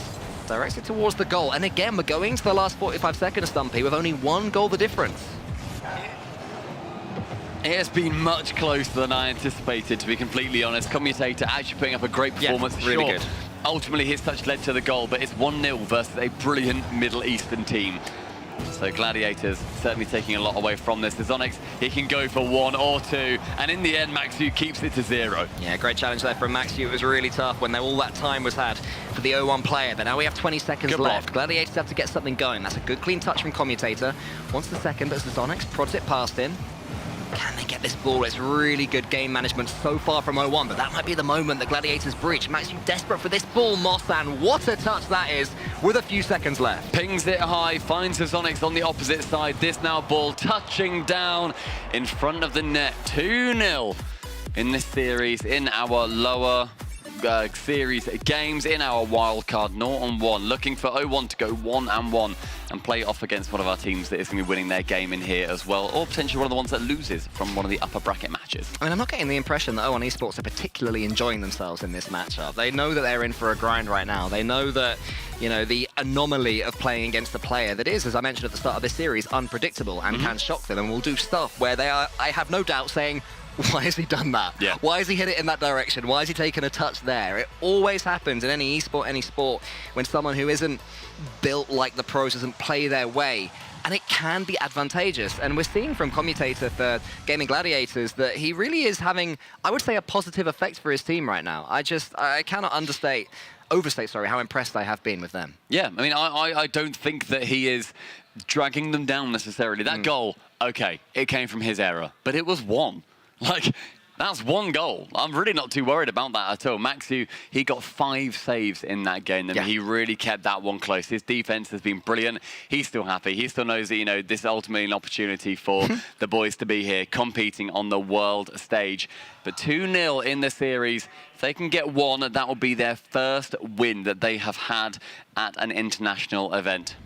They went 0-3 versus G2, they went 0-3 versus Furia, and now they've gone, and then yesterday they went 0-4 versus Dignitas. So 1 game win will be a record breaker for the boys from APAC. There's definitely a game on the table for them if they can reach out and take it, but 0-1, same as earlier.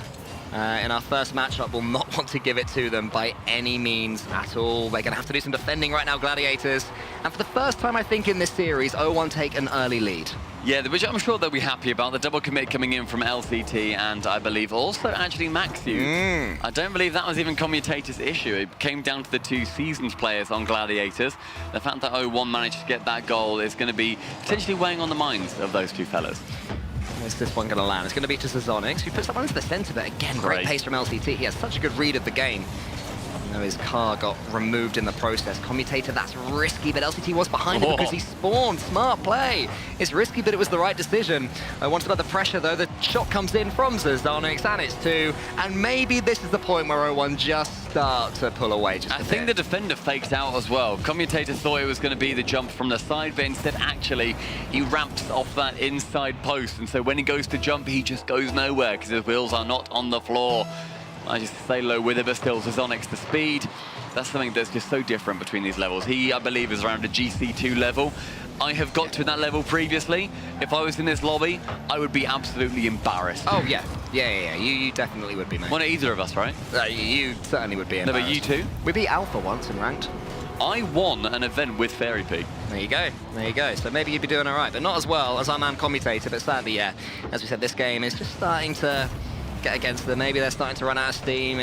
The exhaustion starts to lie in because the concentration levels they would be having to put to come up against 0-1 in this series, literally 100%. Yeah. You know, and just because it's your brain rather than brawn, it doesn't mean it's not tiring. It's probably extra as well, realistically, because not only are LCT and Maxi having to think, right, okay, we need to be winning this game against an opponent that normally we would not be the favourites against. They then need to think, right, I need to put in the extra 20% to be filling in the gaps where Abs Crazy previously would have been doing such a good job. It makes it so hard. And it explains double commits like the one earlier, when they are trying to do so much and think about so much. Very little of this is instinct for Gladiators right now. They're trying to be 20% more player than they normally would be, and that is such a hard thing to do. But right now, we're just seeing 0-1 try to take this game on their own shoulders. A long shot by LCT, but does go wide of the goals. Zonis can wrap himself around it and picks up 12 boosts, but good ambition for LCT to be going for that dunk in the end. Maxu saving away, finds LCT on that backside. 30 boost high towards Commutator. He looked great in an air show, but you do need to make the touch. I mean, yeah, this is sort of what I want to see from O1 as well. I want to see them go for some of these solo plays and really make themselves feel comfortable on an individual level. You know, these players have been playing together for 2.5, 3 years. They know each other's quirks. They're seeming pretty happy around each other as a team. That's fine. What you really want to do is start to believe that you can take down some challengers when you have the ball, when you have the pressure, because there will be moments in this tournament where they have to step up individually. Now's the time to practice and really start to feel comfortable on that main stage. LCT working out from that back line as we approach half-time in this game. Game number 3 of our best of 7. A timeout, bear in mind, can be taken for Gladiators. That is what they are afforded. Commutator being beaten out by that shot. But the boost stolen by LCT in his own corner with Zazonix breathing down his neck. Now, so he does have Commutator in the center. Maxu's a little bit too close for comfort, so Commutator could be left a bit stranded here with 3 players, but that's a really well-timed challenge again. So just have a chance to put that one just into the corner. LCT, another fantastic read from him. Commutator now, he's got to get a ball away into the corner from O1. 2 minutes left. Gladiators, can they just wrestle some control in this game? It hasn't really happened for them so far. So you might be able to change that now, but Mosan up so quickly. O1, they're starting to play a lot faster as well. They're getting the read on Gladiators, which has taken a couple of games. Yeah, they're getting into it. Ultimately, as much as we say Gladiators need to work their way into this game, O1 are doing the exact same thing. You know, they're over on the alternate stream. They're seeing what is going on. They've woken up after their hopefully very pleasant slumber, and they got themselves a little bit more energy. So O1 growing into this as much as they can too, wanting to get that one-on-one position for the Middle Eastern region and ultimately for their own glory too. I mean, we were saying about how they're trying to do 20% more. We saw Maxu, who got the flip reset, then went for the challenge, which Commutator went for as well. Then he reversed and tried to doink it up. Meanwhile, LCT was coming in, so that defensive chaos must be just unbearable to deal with the Gladiators when you have the might of O1 Esports and Zazonix bearing down upon you. Looking pretty regular as well. Mosan just coming in, being faster, being the better player, and Commutator looking up, seeing the ball coming down, misses it, and Zazonix can just tap it in on the goal line. 4-0 in game number 3, certainly going the way of O1. Minute left in this one, and I think it's a game to forget for Gladiators, but thankfully for them, this is a best of 7. This will not be how this series Do they take a break? Away. Do you think? A timeout? Just do it, why not? We're on the stage, let's have it. I honestly don't know. Honestly, I don't know what it would change in the nicest way. Well, I'll tell you what though, we were saying they were actually starting to get mentally tired. So maybe it literally would be considered a break. And Bravado, when they took theirs, they then got 3 goals, I believe, in the subsequent game. So maybe actually it's right, but... Yeah, I think, okay, yeah, do you know what? You've talked me around and I've talked myself around. I still don't believe you've got a twist, but there's more pressure coming in. No! Oh! Commutator so close, couldn't quite get it. Mosan surely isn't going to get the counter-attack goal. No, he's not. It's just wide. No! Good moment for Gladiators, but not quite to be. I'm gutted. I could see myself in his shoes just then, being like, oh my god, I can score a goal. He already I has, can though. do that. He did in game 1. In this game, sorry, to make it at least like a 4-1. But could not quite bring it around. The final 10 seconds will count down. It's all garbage time at the end of the day, but sometimes one man's garbage is another man's goal. Well, no goals here. All garbage. Nah, it's not been garbage at all from Gladiators. This has been a tough game You for said them. it because it sounded cool. Yeah, exactly. And I you do immediately believe thought, it. don't want that to be a clip. Do not want that to be a clip. Do not fancy it. Cole calls Gladiators garbage. No, honestly, I am just so impressed with this team. LCT, let it drop, mate. Don't risk a 5th. He is smiling though, not too bothered. They lost the game regardless. Going into game number 4, 5-0 down. He fancied something special, wasn't able to get it in the end. Timeout, question mark? I might have gone back again. I think no. I think just dive straight in, you know. I think take any momentum that you've got. Just try and be as unpredictable as possible. Try and be quick. LCT, he does seem to have the read against O1 Esports. O1 Esports have been improving as well, and a tactical timeout is not going to change that. The only thing I'd say is that if they do take a quote-unquote tactical timeout, use it just to relax. Just to let themselves recharge a little bit. So that's why I would, but I can also see for the same reasons why they wouldn't, because they want to get it done. Yeah, LCT as well, topping the table in terms of the points over on Gladiators. But Mosan, look at him getting 2 goals himself and getting 3 assists all over the place for O1. Game number 4, I expect to go much the same way. It is a 0-on-1 match ultimately. A lot of experience being gamed. Commutator he was quite happy and quite excited earlier on. I'm hoping that he comes out of this game not used to wearing the headset for this amount of time either, in a completely different place. Like, my gosh, this is the whole experience that I'm not used to. But what an experience it must be.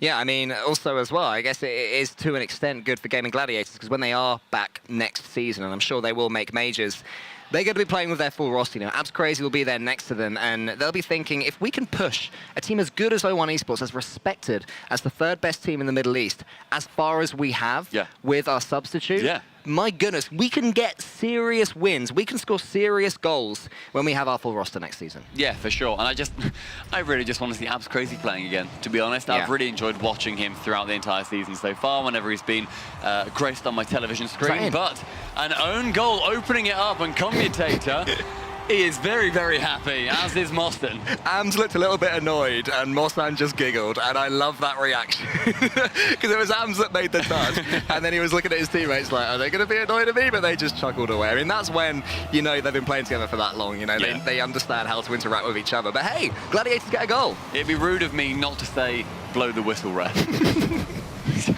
Gladiators, you get game 4. Let's move on to 5. Who actually got credited with the goal? Commutator. Did he? Yeah. Oh, nice. All right, cool. 1-0 Gladiators. Commentators called up into action again. He's actually had some really good challenges.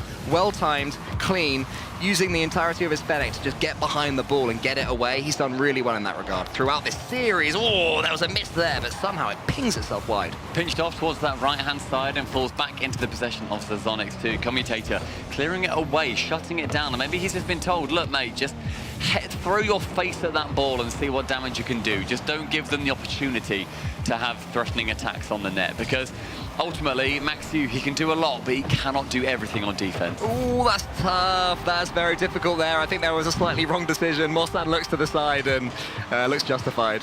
And they're giggling as well. Maxiu just getting in the way of Commutator. All of these guys, they're just laughing on both sides, like, nah. It's the vibe we wanted. It's the vibe you have to have. What are you gonna do? Yeah, exactly, exactly. Exactly, but we have had competitive games in this series. Maybe this will turn into one again if Ams can be blocked by Commutator. He goes under. Maxiu and LCT double commit. It's actually a really nice touch from Maxiu. Who gets the musty flick? Because why not? That's Maxiu. He's been getting musty flicks all season. As far as I'm concerned, he manages to get those, going up into hopefully a bit better positions rather than just on his own defense. But LCT touching that actually quite nicely. The double commit again between Maxiu and a Commutator. As weird as it sounds, I don't want Commutator to get too confident. Talk me through that one, coach. Because I don't want him to just keep throwing himself when it's silly. You can be very aggressive and you can throw yourself at the ball as often as you like, but you need to communicate that. You can't be like, right, this is my ball to go for. You need to be clever with it. You can't just be a bit brainless and throwing your way there. I don't think he's there yet, but I do see the trends starting to emerge. Well, will we see Commutator the communicator for the next 3 minutes of this one? That's a great clearance from him. Maxiu is following it up as well. Gladiators once again beating that ball away with a few good touches in defense. And then Maxiu a huge bump on Mostan. Is anybody following up? Zonics, though, takes a couple of touches on the floor. The ground play from the Middle Eastern region, you know, so many of these players have made statements to themselves in the 1v1 world. Their challenge game, infinitely good. Commutator couldn't quite get that touch. A touch that really would have given the ball a little bit more spice to find its way into the back of the net. Shooting as Ams tries to double back on that ball to score it back behind him. Sonics to the ceiling, but bumped is Mostan by Maxiu, and with a chance again to go up for the double. Instead, Ams is there. Another defensive mistake, this time occurring in the midfield. Commutator couldn't get the touch, and look at LCT. He has to get back. He has to do something, but with two players from O1 barreling down, it's rarely going to be enough. Yeah, LCT did his best to get a tough read from a pretty impossible position there. He almost got there. He hoped that he'd at least done enough to put off the O1 player, but O1 were just watching it like a hawk. They weren't going to take their eyes off that ball at all. And now O1 have taken the lead after that disastrous start they had from the kickoff, the own goal from Ams. This could be a chance. Here's LCT. He takes a few touches. Can he get the right flick? He was just desperate to either put it into the path of Maxiu or take it himself. In the end, couldn't do either. But now again, Maxiu, oh, if only he'd stayed down. So many if-onlys starting to happen. Pre-jumping not with confidence, but more in the fact of, I just need to be there quicker. I'm not thinking I'm going to win this ball straight away and so I can pre-jump and be a bit silly. It's more a case of, I need to be fast because of the speed that O1 possess right now. 1 minute 50, Maxiu again going for an attack. LCT He's going to wind one up. Ams is falling from the sky, but isn't going to be able to get the ball, but does instead get LCT. Commentator's in. Solid touch from him there. Maybe he could have just kept that one to himself for a second, tried to challenge a challenge. Force a challenge, should I say. Maxi with a flip reset, not quite there again. It's over the top of LCT and Commutator. This, I'm certain, will be 3. 0-1, just wait and then strike. Boys, come on. What was that? Literally, what was that? I don't know why LCT mid. I entered on 0 boost before he just ran out. Yeah. Commutator's still got 5 in the tank, but didn't fancy it. It's the throwing yourself out a ball in a silly position. There was no reason why that needed to be a double commit. It was a floater. You can call those. Yeah, I mean, maybe just try to rush things, forgetting that 1 minute and 25 seconds is a vast amount of time to get yourselves 1 goal. But Gladiators still has 1 minute and 15 to get 2 goals. It can be done. They have scored goals throughout this series. It's not been too much of an issue for them, especially when 0-1 start to overcommit and not quite respect their opponents in that final third. LCT over touch, he's got no boost to play with though, so Moslang can come in. Lovely first touch from him on his run, but Commutator again, a brilliant challenge and another one to allow Maxu in. Yeah, going for those close 50s, he's done very well for Commutator so far. It seems to be somewhat of a specialty of his, going for those low ones. LCT bumping Commutator out the way twice, and Zazonix can just get a low flick underneath and into the middle of the net. And just poor rotations again. It's just, they're now separated by 3. There must be over the top of them. Commutator technically making an amount of touch on it, but it's a lack of cohesion. It's ultimately playing with a sub. Yeah, exactly. I mean, Gladiators have done brilliantly throughout this series. Commutator has really impressed, considering all of the context which surrounds him being here. It is an impossible situation he's been dropped into, and he's done himself proud, and Gladiators have once again, so far, I mean, they've still got at least 1 more series to play after this one, done their region proud and done APAC South proud. They have to see this one away. Try and keep the scoreline respectable. 1-4, when you look at the results later on whatever website you look at results on, you'll see a 1-4 and you'll think, yeah, that's fair. If it turns into 5 or maybe more, it's like, ooh. So come on, Gladiators, hold strong until the end. A 5-1 is a big statement in the end for 0-1. Ams slowing that ball down very intelligently, just wanting to squeeze it past LCT, who I'm sure at the end of this won't be beating themselves up too hard. As I keep saying, Commutator is a sub. He's stepped up when not many people would be able to. He's got himself, I think, 3 goals in total. Ams, you don't really need to score that one, but I respect it. I curse them. I curse them by saying 4-1's about right. The 4-1 as a result is fine. 6-1, definitely less so. But 0-1, they will be going through into the 1-1 part of our wildcard stages. Suddenly, though, I have to root for 0-1, because when it's 6-1 with 11 seconds left, it is Rocket League law that you have to want the Brazil. So will it happen? Will they want to be able to get 1 more to end this one with a flourish for themselves? I think LCT wants it too. I think everyone's happy with that Brazil. There's smiles all around for Gladiators as well. Getting the 7-1 at the end of this, when literally 20 seconds ago you said that 4-1 isn't too bad, and they've nearly doubled their goals since then. I shouldn't have said it. It's a very cool Call 93 move indeed. My bad. But regardless, as I was saying, round 3, we'll be seeing 0-1 going into our 1-1 part of the wildcard stages. Don't be 8. Grow up. Okay, it could still be 8. Regardless, Gladiators, they go through into the 0-2 part of the bracket, or rather into the Swiss stage. It nearly ends up being 8. I think some of 0-1 want the Brazil and other ones want to score, so there's sort of like an internal battle going on right now. LCT, okay, if he ruins the Brazil, I'm so happy now. Okay, 0-1, get the Brazil, 7-1, well played. It gets shut down in the end, as you say, and a clean, comfortable win, as much as you can do in this situation. The Rocket League World Championship sees another team drop down into the lower part of that Swiss. Congratulations to 0-1, congratulations to the Middle East. One of your teams is doing very, very well indeed. Yeah, Gladiators, they started off this series in particular really well. 0-1, they had to sweat. There were 1-goal games. They really did. There were leads for Gladiators. There were stunning goals. LCT had a blinder. Max, you grew into it as the series went on. But Mossam, Zazonix, and Ams have done the job required of them. Beaten what's in front of them. Got their win. Got their win at Worlds, mate. You know, that's not easy for anybody to get over that line, and they have done it. So where can they go from here? Into round 3 and into the 1-1. They have at least 2 more series to play, which is going to be good news for them. But otherwise, that is it as part of this here on the B stream. We are going to be going to a quick break, after which I'll be having a chat to 0-1 Esports.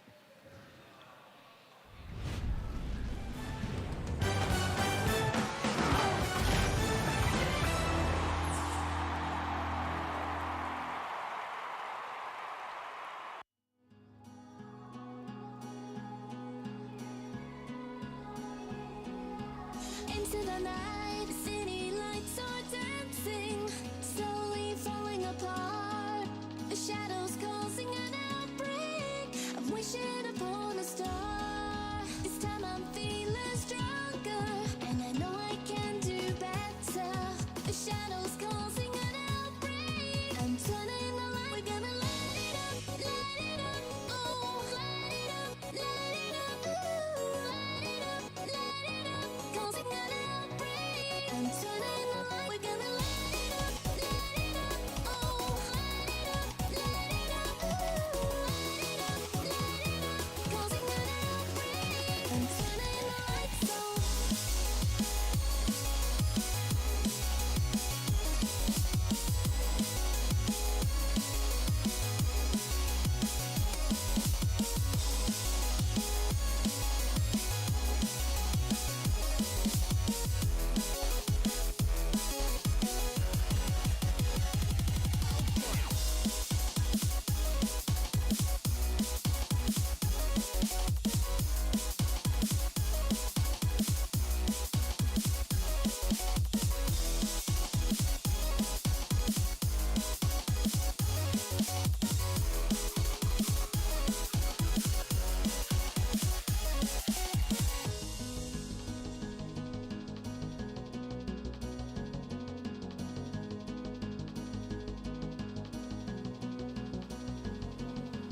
Open your eyes and see the people chanting, slowly falling apart.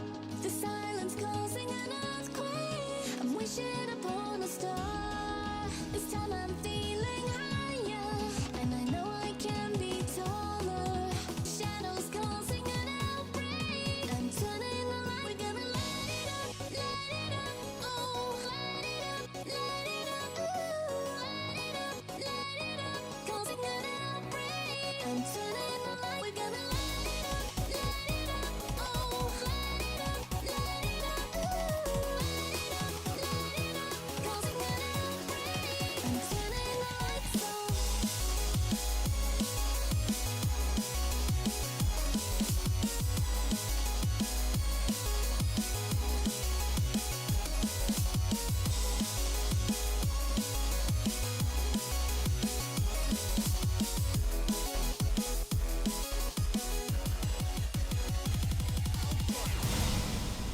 Hello, we are back, and we've got a fantastic interview here with the manager of O1 Esports, is Crespo, and we're going to be talking a little bit about that series. My first question is all about recent LAN experience. How would you say that your most recent LAN has helped you out here?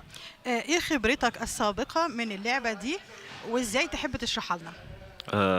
طبعا اخر لان كان لنا جيمر زيت. انتهينا في المركز التوب 5 8 وصراحه كانت تجربه مره ممتعه واعطتنا نوعا ما ثقه يعني وان شاء الله راح نوريكم اداء افضل بكره ان شاء الله باذن الله. He's very excited that he's in this position right now and he's sure that he gonna win and he gonna show you more than that later. Good. I'm happy that you've got that confidence too. Getting a win at Worlds, though, you know, that's a big experience. How has it been here at the RLCS World Championship so far? إنك تكسب مسابقة عالمية زي دي، إيه إحساسك بوجودك في المسابقة الكبيرة دي؟ صراحة إحساس يعني ما يوصف وإحنا مرة فخورين ودائما نحب نمثل ميدل إيست ودائما نحب التحديات وبإذن الله يعني راح نكمل نثبت نفسنا. He can't explain his feelings enough. He's very happy and very excited, and he gonna make everybody proud of him and the Middle East too. I mean, you say you want to make everybody proud. What has it been like representing the MENA region? Because you guys are crazy for Rocket League over there. أنت قلت إن عايز كل واحد يكون فخور بيك، إزاي ده؟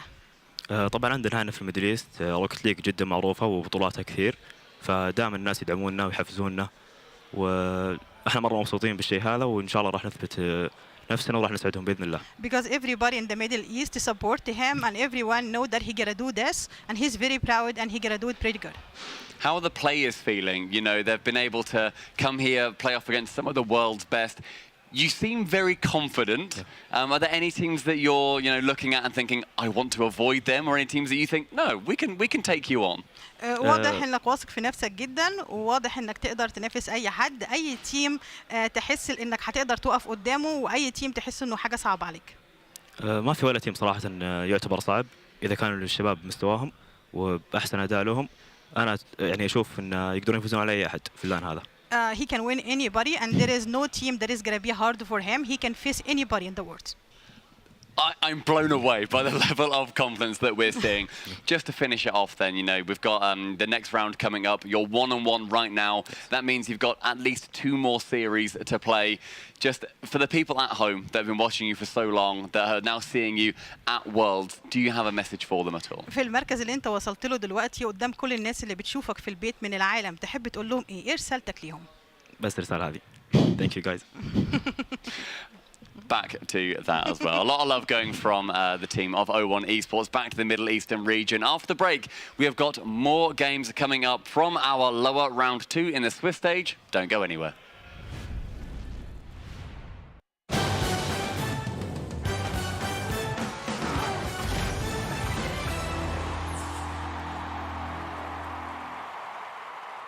We have to tell everyone that we just switched to Verizon's new Welcome Unlimited plan for just $30. I've already told everyone. Wait, did you say Verizon for just $30? It's their best unlimited price ever. $30? That's awesome. Yeah, and it's from the most reliable 5G network in America. For $30 a line, I'm switching now. Yeah, it's easy. And you get $960 when you switch the whole family. Wow, I gotta let my buddies know. We're already here. The network you want, the price you love, only from Verizon. This might not be your car. And this might not be your engine. Maybe this isn't your morning routine. And maybe these aren't your coworkers. Perhaps these aren't your standard driving conditions. Far from it. But this is your oil, which means you're one of us, doesn't it? For serious engines, on and off the track, upgrade to Mobil 1. The Bronco Raptor was built to climb pretty much anything. Dunes, rocks, even ranks. The Bronco Raptor, Rocket League Edition.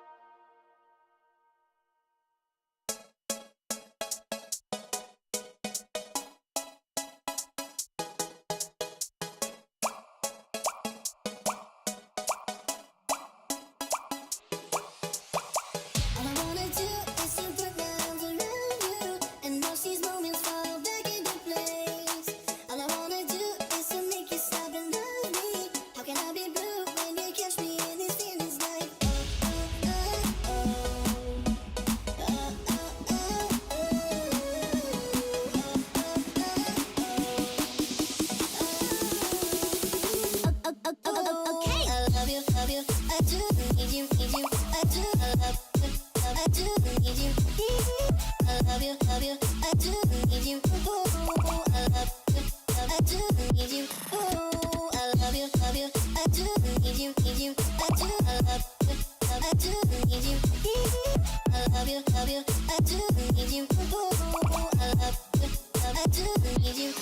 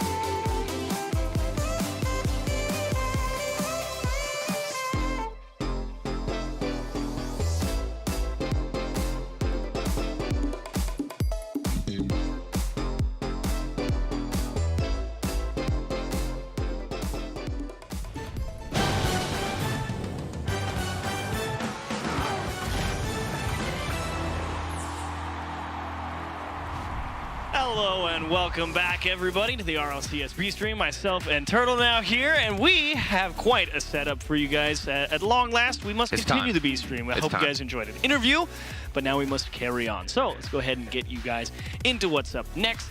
Turtle, how you feeling today? I feel good. I'm feeling good. It's been not disappointing, but fast. You know what I'm saying? Fast, yes. Very quick series, very rapid pace. I think that the teams have performed a lot better on day 2, but it's just going to get even better as we ramp up here throughout the wild card. Yeah, definitely have to agree, and I'm looking forward to our next matchup.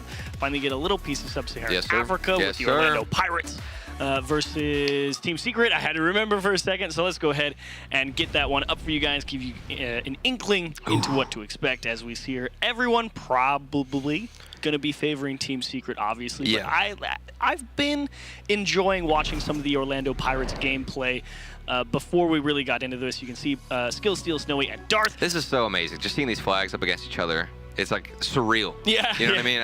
This is what everybody wanted to see. Rocket League going global, and to see Team Secret up against Pirates. I think, like you said, most people leaning on the side of Team Secret, but Pirates, maybe we get a couple of flashy goals. Yeah, Pirates generally throughout the course of the Sub-Saharan Africa season tended to take almost all the regionals, finally started to lose a little bit of ground to their counterparts in Bravado at the end of this split. So, but generally, Orlando Pirates been pretty much at the top of the SSA region for a long time, and Team Secret, of course, you guys know a lot of those guys. You know, Math, Sad, you can't forget any of them. So they probably have to be the favorites here, because Team Secret, you know, they just have a little bit more experience. And as I was alluding to earlier, Sub-Saharan Africa, I think there's a lot of potential there. Obviously, as a newer region, haven't had quite as much time to develop.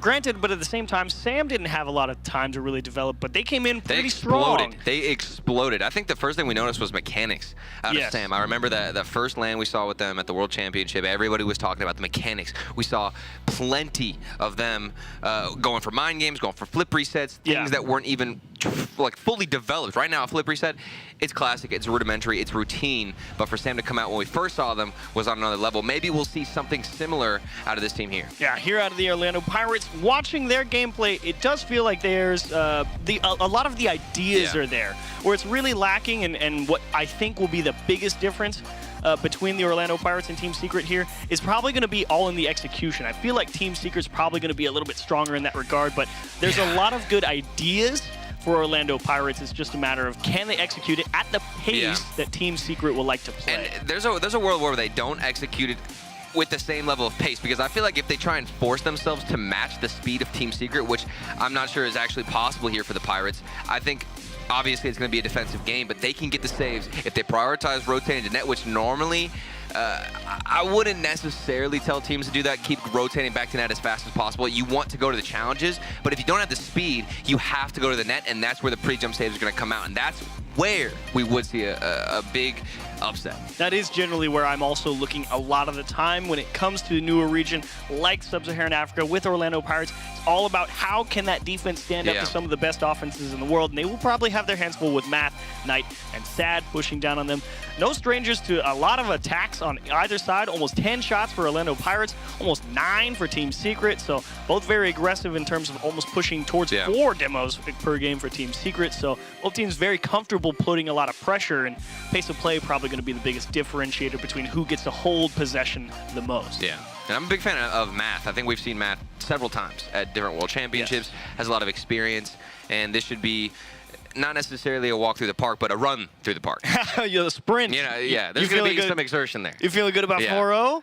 Okay, well, I didn't mean it in a bad way. Sprint? I meant it as in you're going to have to exert yourself a little bit more than just a walk. Okay, it's a power job. It does sound worse, though. It sounds like I'm throwing shade. It's a comfortable power walk. Let's go ahead and get what you guys think at home is going to happen with our Verizon fan vote.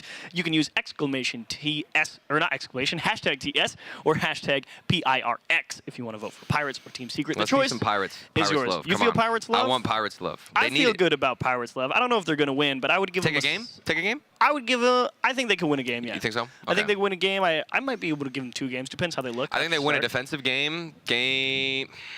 Defensive game 2. Defensive game 2. All right, so they have to rally. I think Team Secret come out, smack them in the first game. Game 2, they get caught off guard with a little bit of flashy mechanics that maybe we see from the Pirates. Okay. But overall, I'm going to go ahead and say that Team Secret take the win. Well, we have to actually pick, so obviously That's my pick. Team Secret? All right, I'll go Team Secret too. I think we have to pick Team Secret. Just want to see a little bit more out of Pirates. I think they did pretty okay yesterday, but one never knows. You do have the extra time, the benefit of going home after 1 round in the Swiss and have time to prepare for Team Secret because you know what your matchup was going to be today. So maybe Orlando Pirates in that downtime maybe found a way that they can feel comfortable. You can break down some replays, look at a lot of different play styles that some teams have to offer, and that's where you can maybe find a little bit of cracks in the armor, but still, it's a tough matchup. Yes, tough matchup no matter what. Let's go ahead and see what you guys at home thought. What did they think?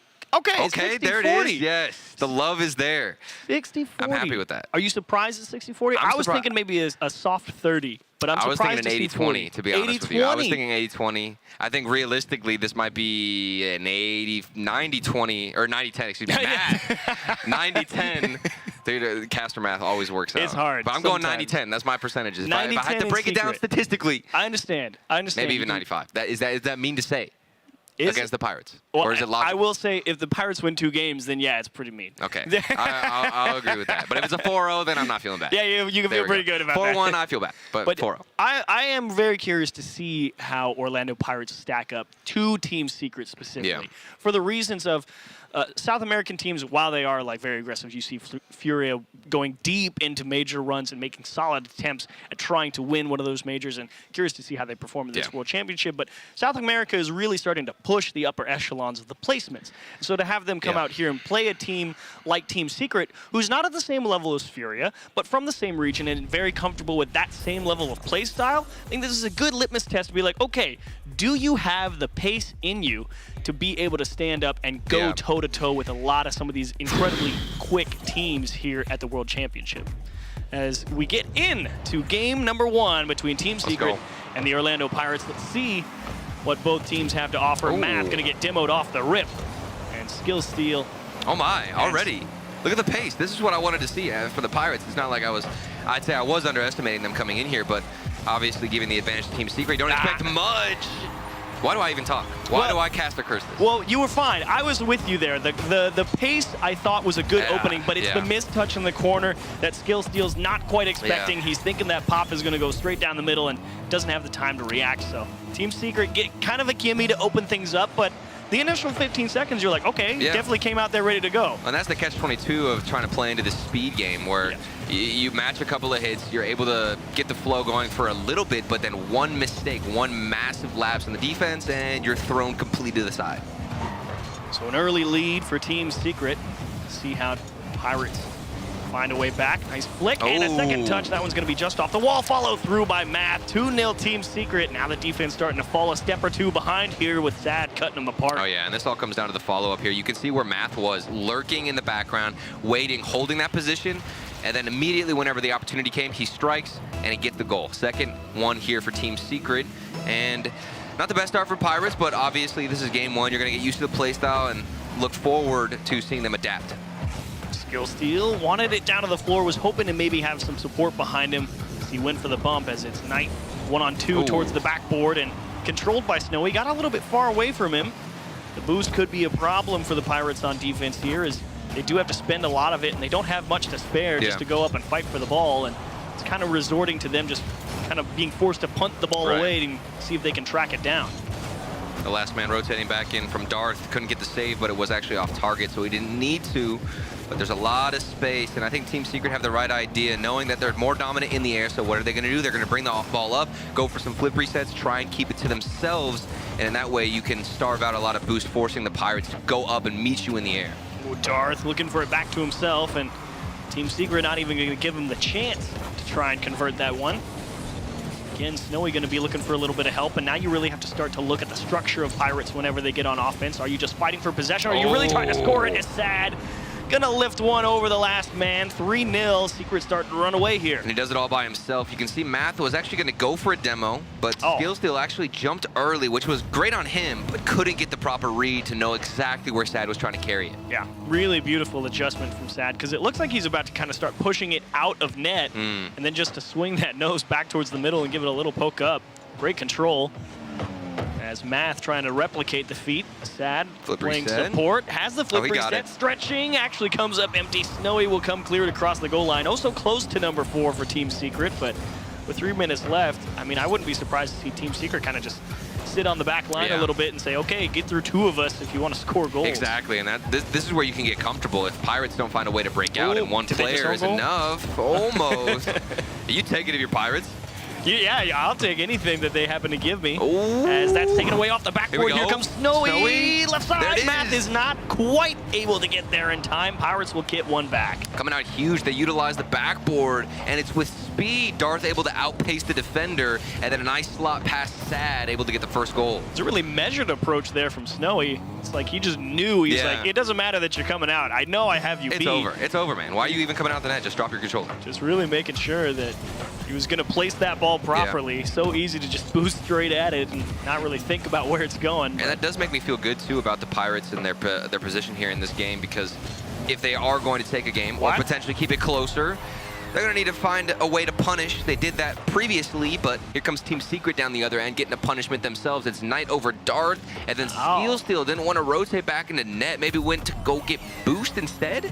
Or thought Darth was going to come up with an actual challenge there. Because that initial play, it was from Darth's perspective, and it almost looked like he just didn't like double jump or was trying to maybe go for the bump to just take them off the ball and missed, but either way, big miscue from Pirates, and they give one right back. Sad off the bar, and they are absolutely dominating them on the dribble and flick game right now. It's That's the 3. solo plays. Look at this man. He actually looks like he's going to go for an air dribble, then gets one small touch. And Knight was also lurking and shadow playing on what Sad was doing. So it looks like an illusion. You think maybe he's going to pass it over, but instead takes it himself. Great misdirection from Team Secret. Showing a lot of different looks, especially in the one-on-X approaches towards that Pirates defense. And that's really what you started to get worried about. The execution between the two teams is Team Secret currently executing on almost every chance. There's a couple of chain dashes from Wave to get him back into the middle towards Knight, and it beat the defense, but the shot just a little wide. Nice mechanics, of course, out of Team Secret. Still plenty of time to work with for the Pirates. It's a big obstacle to try and jump over 4 goals against Team Secret, whose defense has been, for the most part, pretty solid. And we'll see what Pirates have in the back of their pocket, maybe something special that we haven't seen so far. And if you're Pirates at this point, with down 4 minutes and a half to go or so, you're really just trying to make sure you stop the bleeding. You don't want to concede anymore. You want to demonstrate that you've at least figured out the approach from Team Secret. If you happen to get a goal or two, so be it.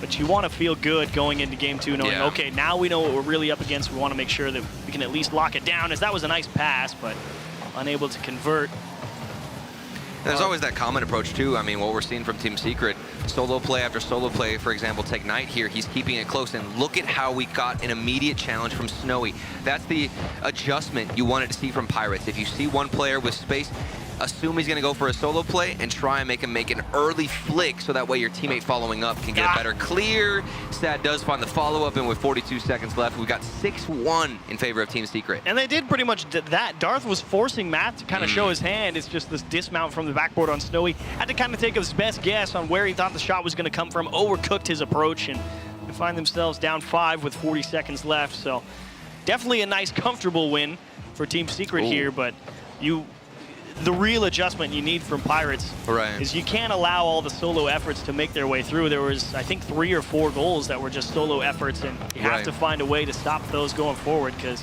if you're getting beat 1 on X, you're going to lose a lot of games. That's a big clear, too, downside.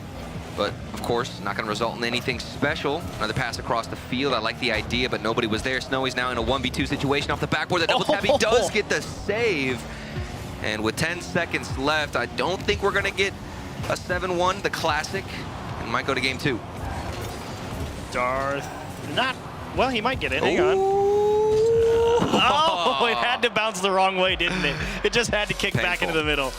But what a show from Team Secret on the first go. That was definitely establishing the position of dominance off the start, and what a way to do it. Orlando Pirates liked a few of the looks, but some defensive miscues, getting beat on a few challenges, and allowing too many solo plays through. Definitely going to lead to a loss there, so a well-deserved win for Team Secret at the start here. That's, what is that, 14 shots to 3. Ooh, boy. It's all about feeling comfortable, too, for Team Secret. You never know when things can go wrong, and up against the team that you have the huge advantage over, it still doesn't matter. There's always a slight possibility. So to see them tighten it on defense, keeping the rotations clean, smooth, and the transitions, of course, are there as well with the solo plays. Team Secret don't have too much to work on.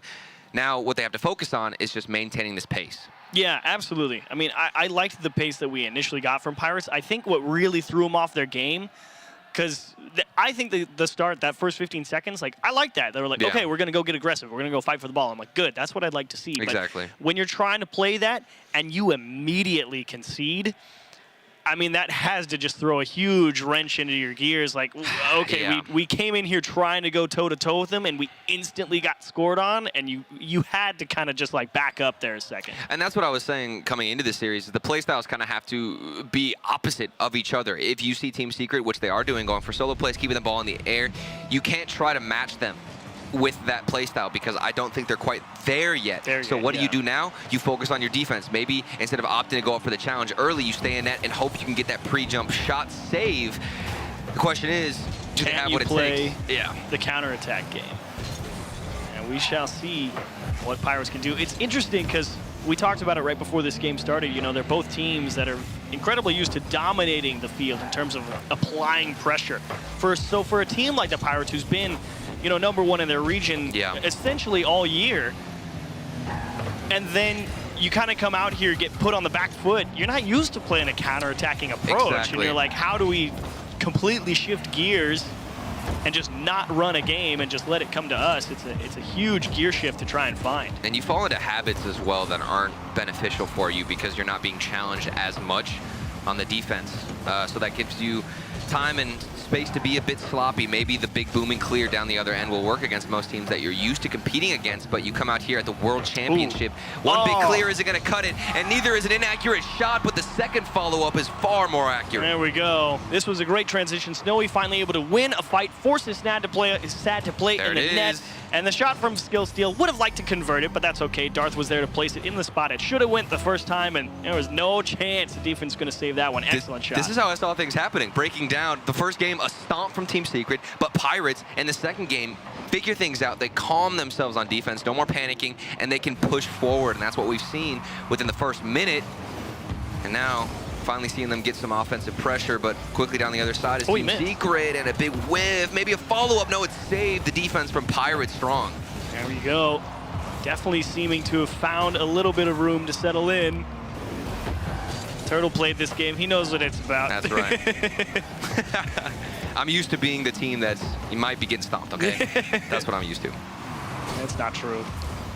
As Sad and Team Secret trying to figure out how they want to push forward here. Kind of getting the ball jammed into the corner. Great float across the net, and Darth able to poke it out, but Pirates definitely scrambling. Is Sad trying to drive it in, and he's going to pinch it off the goal. As thankfully Pirates get delivered a free clear and maybe a transition goal. There we go. Way to get broken up. Pirates just going to play for possession here and the space on the pitch. I love what Snow is doing. He didn't have any boost, but he was still in the right position. Instead of opting to go all the way back, find give boost, up all the panic. Oh, is that in? He just gave it the space. No, that's not in. Just off the backboard. We're in the clear.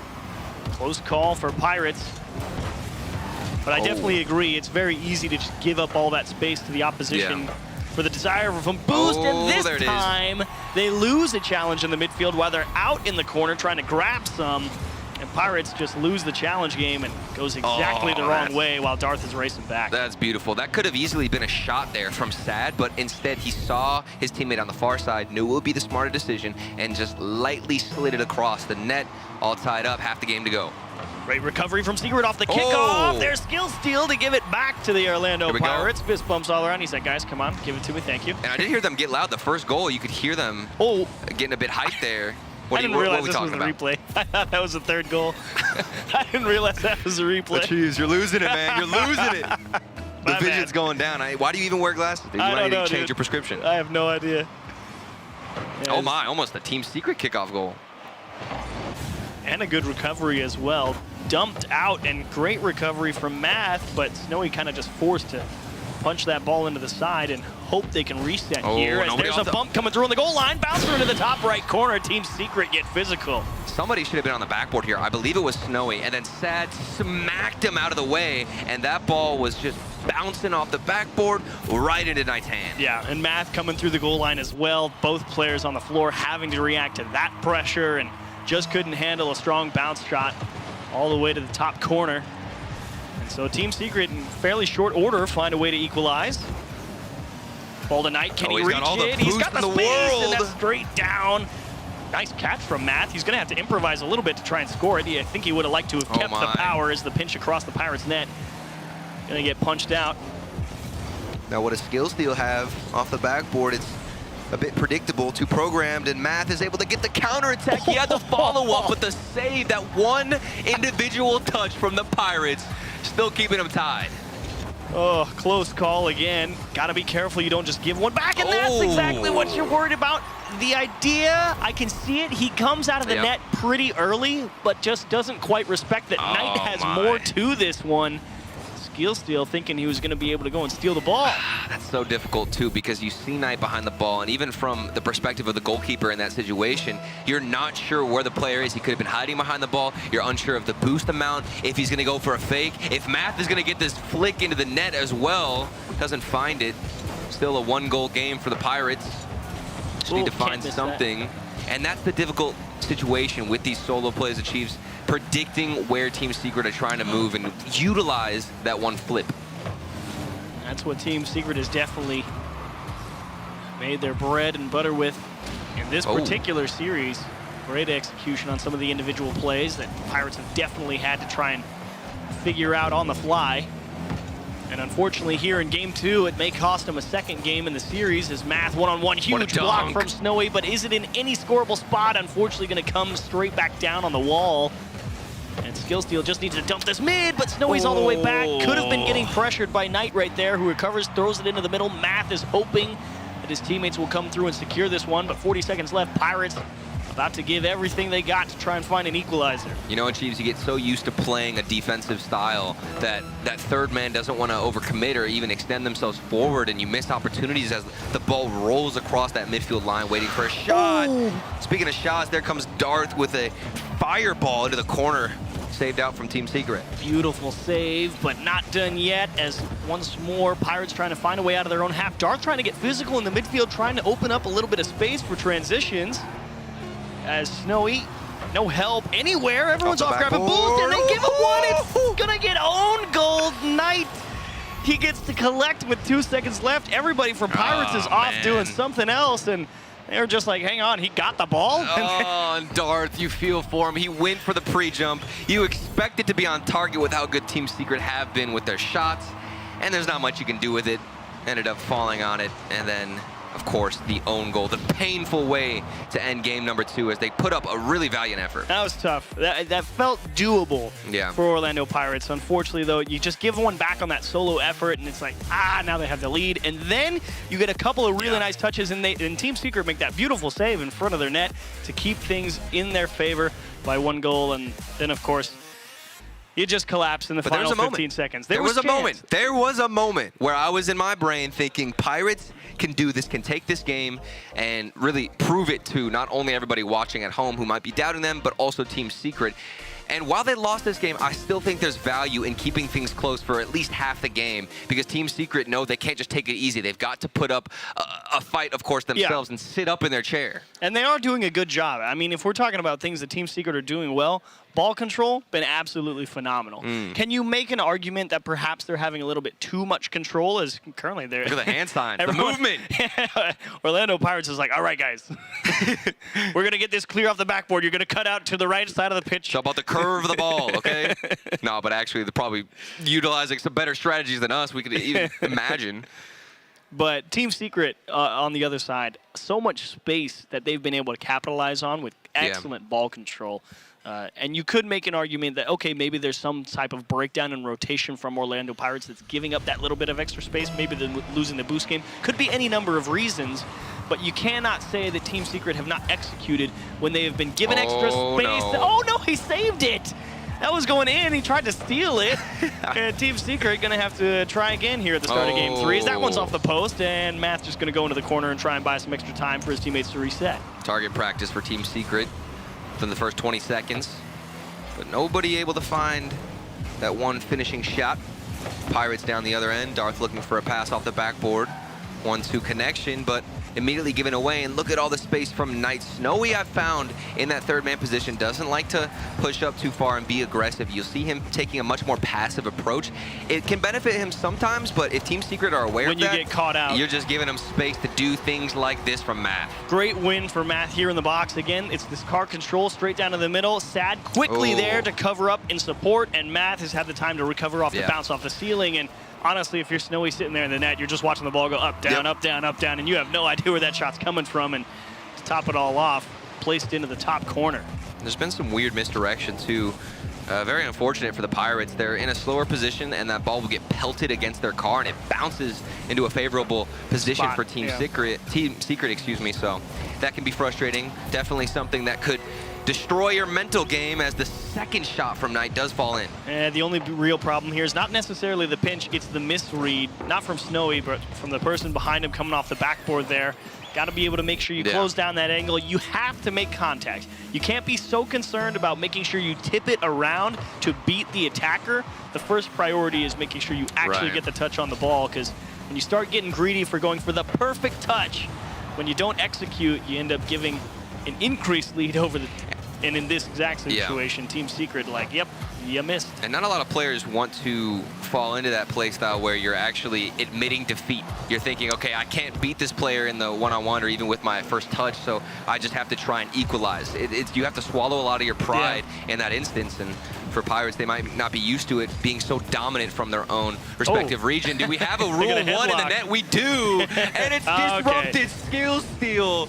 This is a tragedy. I understand. Skillsteel needs all 3 players if they want to be Team Secret. He knows. Absolutely. He's like, no. There's no messing around. This is the World Championship, okay? He says we lose the 2v2. Yeah. There's not a question. We need all 3 of us.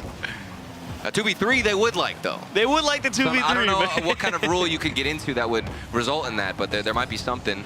As Pirates now with 0 goals to their name, a few chances, but they have been there. And of course, we all remember the beginning of the last game. There are specialties that Pirates can bring out, but what is it going to be?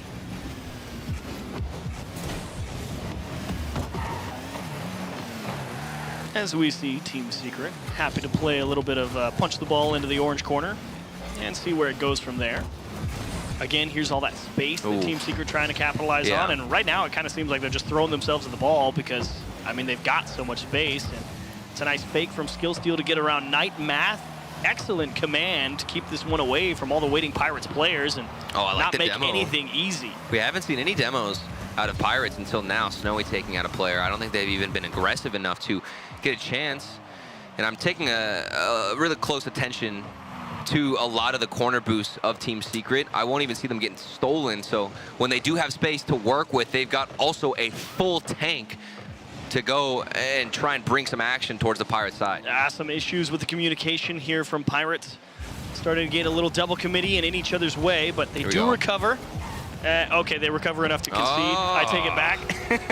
I thought that nice long clear was going to get him out of a jam, but unfortunately, they couldn't actually get back to that, and everyone else is like, I need boost. I'm going to follow up and play support, and it's like, we've already lost the ball, and now it's just in. And that brings something up that I always struggle with, even as I played Rocket League today or last week. I'm always thinking about it because nobody really talks about it, but it's the accuracy of clears can be such a big deal. I feel like most players coming up and starting out in Rocket League just assume the best clear is to smack it as hard as you can as Knight smacks this ball into the back of the net. 4-0 for Team Secret. But to finish my point, a lot of players will just go for the booming clear and hit it to the sidewall, but that's sometimes, in most of the situations, the worst possible outcome. Get it to the sidewall, and then they get immediate pressure. They get a nice first touch. Smash back into the middle. Yeah, a lot of times you want to go towards the middle of the field and get a booming clear if you can. Definitely the most ideal, but Team Secret 4-0. Very quiet gameplay from Pirates in this one, but we'll see what the next one has to offer. In 1 minute and 20 seconds left, get one for the road or stop the bleeding like you mentioned in game 1. It's tough if you're Pirates. You would have liked to have found a way back into the series here, but unfortunately it's kind of the same list of mistakes. You occasionally come up with a miss on defense when you really need a touch, or kind of just getting beat in the challenge game. And Team Secret, like we said also after game 1, you know, there's nothing for you guys to change. Just keep running it back until Pirates find a way to stop you. I mean, there's no adapting needed from Team Secret. The only adaptation they needed to find was in the previous game, where I'd say they were overextending too much, but now they're fine with just sending one player like Math to break down everybody on the defensive side from Pirates, and more misdirection from their own players as that ball falls in. I mean, Snowy missed the initial challenge, and then he kind of ends up following the play back through his corner, which, I mean, what else can he really do? And unfortunately, he's just trying to like stay out of the way because he knows he's in, I'm going to own goal the ball central. He's just like, please don't hit it into me. No one touch me. I'm just trying to like rotate back on defense somewhere. And unfortunately, Team Secret ends up just bonking it straight off his bumper. And it will be a nice, easy win. And even no goals for the road for Pirates, it would seem, here in the last 20 seconds. Not overall a bad series for Pirates. Here we go. There it is. Oh, there we go. Math could not reach it. They will get one. I take it all back. There's a small light. That's got to feel good. And this isn't just one solo play. It's stringing together a couple of passes, and we have seen an aggressor trying to take out, as he missed, the goalkeeper. You know, you're looking for a demo, trying to make some kind of play. You have the confidence to push forward, get that first goal. 13 seconds left. I do think that Team Secret have played to their strengths, going for solo plays, trying to play as fast as possible. If they were to come out here and just say, okay, we'll just wait for a mistake out of Pirates because we're supposed to win, and you assume mistakes are going to happen, that's where things can get risky, but they haven't done that at all. 6-1, the buzzer beater does go in, and we are, of course, going to get put to match point. Nice, smooth clear from Knight with a solid recovery. Talk about hitting the ball with the perfect amount of power coming out of the net. Yeah. Great way to put an exclamation point on Game 3. Team Secret on the verge of 4-0, and unless Pirates can really buckle down on defense, which is what we were worried about, can you stand up some of those strong, aggressive, mechanical teams? And I think more often than not, it's not necessarily been that they can't handle the mechanic. That's not true. They've kind of got beat on a lot of the air dribbles and some of the dribble flicks. But I think the bigger problem for the Pirates has been the communication on defense and the ability to actually make contact when that ball's coming around off the corner. Because there's a lot of, I think you're going to hit the ball, and either that doesn't happen or the challenge doesn't go the way they think. And it's that reliance on things going exactly your way and the inability to readjust or position yourself for more than one outcome. And that's, I think, been the bigger problem for Pirates is, okay, you kind of have to give a little bit more respect here and understand that if things don't work out, you're probably not going to be able to do what you think you're about to. And I think this series between these two teams shows the difference in the level above that Team Secret are in when it comes to decision making. Knowing when to push up and shadow your teammates because you see he's in an advantageous spot to win a challenge. Sometimes I'll see a player from the Pirates follow the main aggressor when there's no chance that first player can win that challenge, and then what happens? Two of them now are overextended in the wrong position, and Team Secret are there with space to work. So for Pirates, reading the game, understanding how challenges are most likely to turn out is a big deal for them and something they need to adjust with. Well, a great start here to Game 4 for the Pirates. Oh, no. Okay. We're good. We're in the clear. I was about to say, did that one just get punched back down the other way? Here we go. And look at the space. That ball just rolls up. Math able to win it 50-50. Could have been transitioned down the other side. Oh, but that's a quick cut from Snowy. And maybe another follow-up. He gets it. All three players from Team Secret a bit stationary, and the first goal goes in favor of the Pirates. Surprise, surprise. A little steal away in the midfield, and Knight, he just didn't think that ball was going to kick that way, I don't think, on the backboard. He got caught off guard and justifiably punished for it. Great capitalization from Snowy. Even on the director cam, from the player's perspective, you didn't even see Snowy cut in rotation. Really sneaky of him. It's a good way to start out. Match point in favor of Pirates. Here's that Team Secret half cut, try and stay in your face. Classic aggression. Do you think that Pirates should implement like that type of rotation where you're just turning constantly? Do you think that's how they maintain pressure, or should they just give up trying to force that possession and adjust for a more defensive play style? Because that was kind of my argument initially. I wanted them to play more defensively, but they haven't held any possession, and do they need to make a change? I think the biggest thing that enables half cuts is controlling those two midfield boosts, because generally that's when you're half cutting, right? So like you'll be the first turn. Yeah, you take the boost, then you immediately turn back in, because I mean, why would you rotate all the way back out when you're already right there? So I think if Pirates have got a decent grip on those two midfields, yeah, you can tell. Oh, it's through. Oh, I didn't think Sad was going to be able to score this. They had two people in the net. I mean, yeah, the ball pinches straight back, and they throw it right back to him, but I didn't think he really hit it with enough pace. But I guess if your skill's still right there, you're about to go challenge him, but then he just instantly flips it towards the net, and you just can't cover that distance. And that's the issue there from what I saw from Darth, and I believe it was Snowy, where you're waiting, and one person actually, I think it was Darth, hesitated on the challenge, decided to opt out, rotate back in, but because of that hesitation, you're already slow coming back. You should have gone for the challenge, but hold on, a 1v1 situation, Snowy, and Sad gets the flick. What a shot, top corner and in. Now that one's actually perfect, because I mean, there are a couple of options here for Snowy. He can try and get further outside. I think the ball's moving a little too fast for the actual pass. So it's all about, can you put that in the perfect spot? And I think posting in is indeed perfect, because that defense had a lot of that closed down. I think the only way that went in might have been posting in. Great shot. The goalkeeper found a spot, found the most ideal situation to position himself in, and the shot was that good that it was able to get a goal as a result. Pirates up 2-1. Now they're moving the ball quite nicely in the midfield. Pirates pressuring, but can they handle the passes from Team Secret as they move back onto offense? Team Secret, not the first time they've been down in the series, and they've definitely always managed to find a way back, and here's where you really can't waste time. You got to get up there and challenge.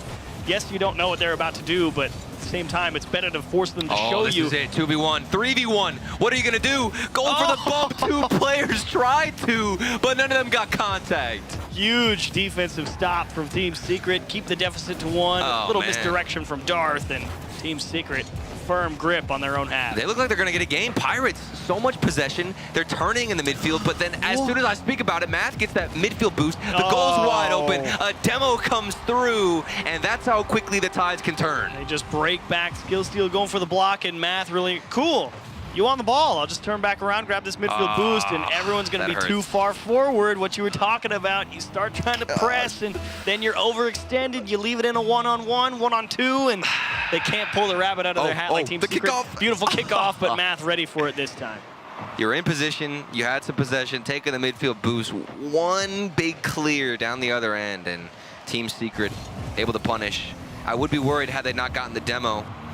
But Team Secret don't seem to panic. It's almost as if they expected this to be a somewhat close series individually with these games, and they're prepared to adjust and make some adaptations. Skill Steal through the midfield line fairly cleanly. Out into the middle, Snowy again trying to find himself a hat trick here. Double commit from Pirates, going to limit their ability to stay with the play. Sad got the boost too. And there's essentially a half cut. He doesn't actually turn into the ball, but he does force Team Secret to show their hand, and that's really what you need. You have to give the player behind you the chance to make the easy read. And look at those clears out of Team Secret. That one went into the middle.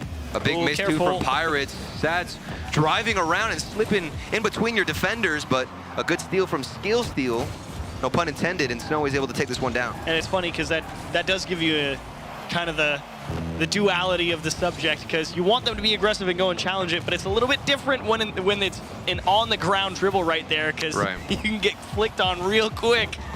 So there is kind of this very delicate balance of give and take when it comes to Rocket League on defense, and Pirates trying to thread a very, very thin needle. Now how do they adjust out of the corners, all tied up?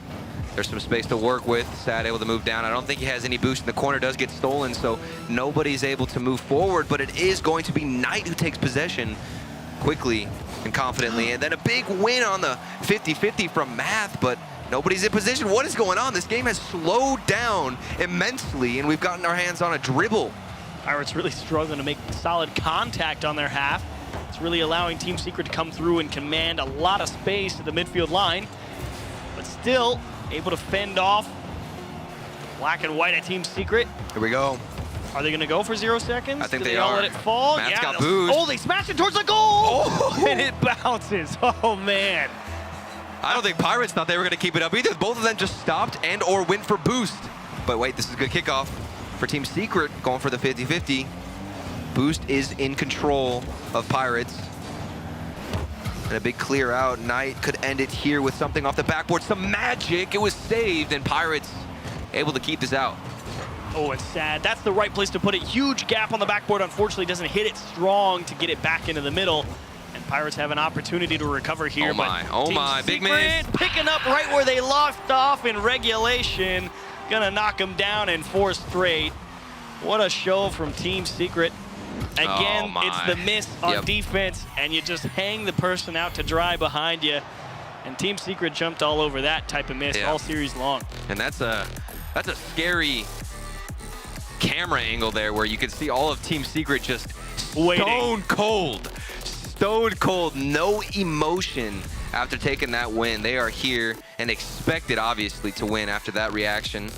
A close game, especially on match point for Pirates. I thought they played exceptional in this game, and I believe it was game, I want to say 2? Was it that things were getting a little bit spicy for the Pirates, able to bounce back? They actually held the lead for about a minute or two, a while. But I think it was on Aquadome. They just couldn't hold it out. Yeah, and that's really what we talked about, the difference in execution between these two teams. Team Secret showing you that, a couple of us been here a few times. We've done it a lot. That's not our first rodeo. And we're still here kicking. And unfortunately for them, a little bit more to learn for Orlando Pirates. They, I believe, now go 0-2 in the Swiss stage. So Going to take another day off, figure out how they want to proceed through those elimination matches, and a lot of stress to be found there, but a lot of opportunity to grow. Again, it's not a super huge adjustment that they need to make. Just make sure you're getting solid contact on your defensive half and make sure that you have a little bit better structure when it comes to pushing up the field. And that all gets ironed out with a little more time as you play against more of these teams. And this is the best part if you're a fan of the newer regions who just got added. You get to see and grow with the team.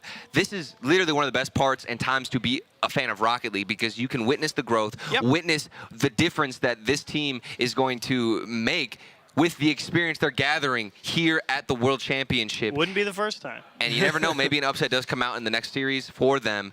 Definitely have the potential, but we're just going to have to wait and see. Well, tell you what, when we come back, we'll have our final match on the B stream. It is going to be Senbei Strikers versus Veloce. You're not going to want to miss it. Stay with us. You're watching Rocket League Esports.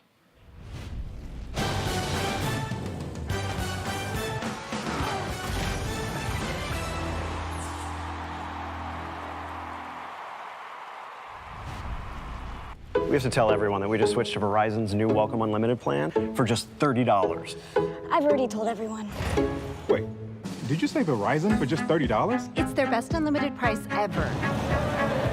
$30? That's awesome. Yeah, and it's from the most reliable 5G network in America. For $30 a line, I'm switching now. Yeah, it's easy. And you get $960 when you switch the whole family. Wow, I gotta let my buddies know. We're already here. The network you want, the price you love, only from Verizon. This might not be your car. And this might not be your engine.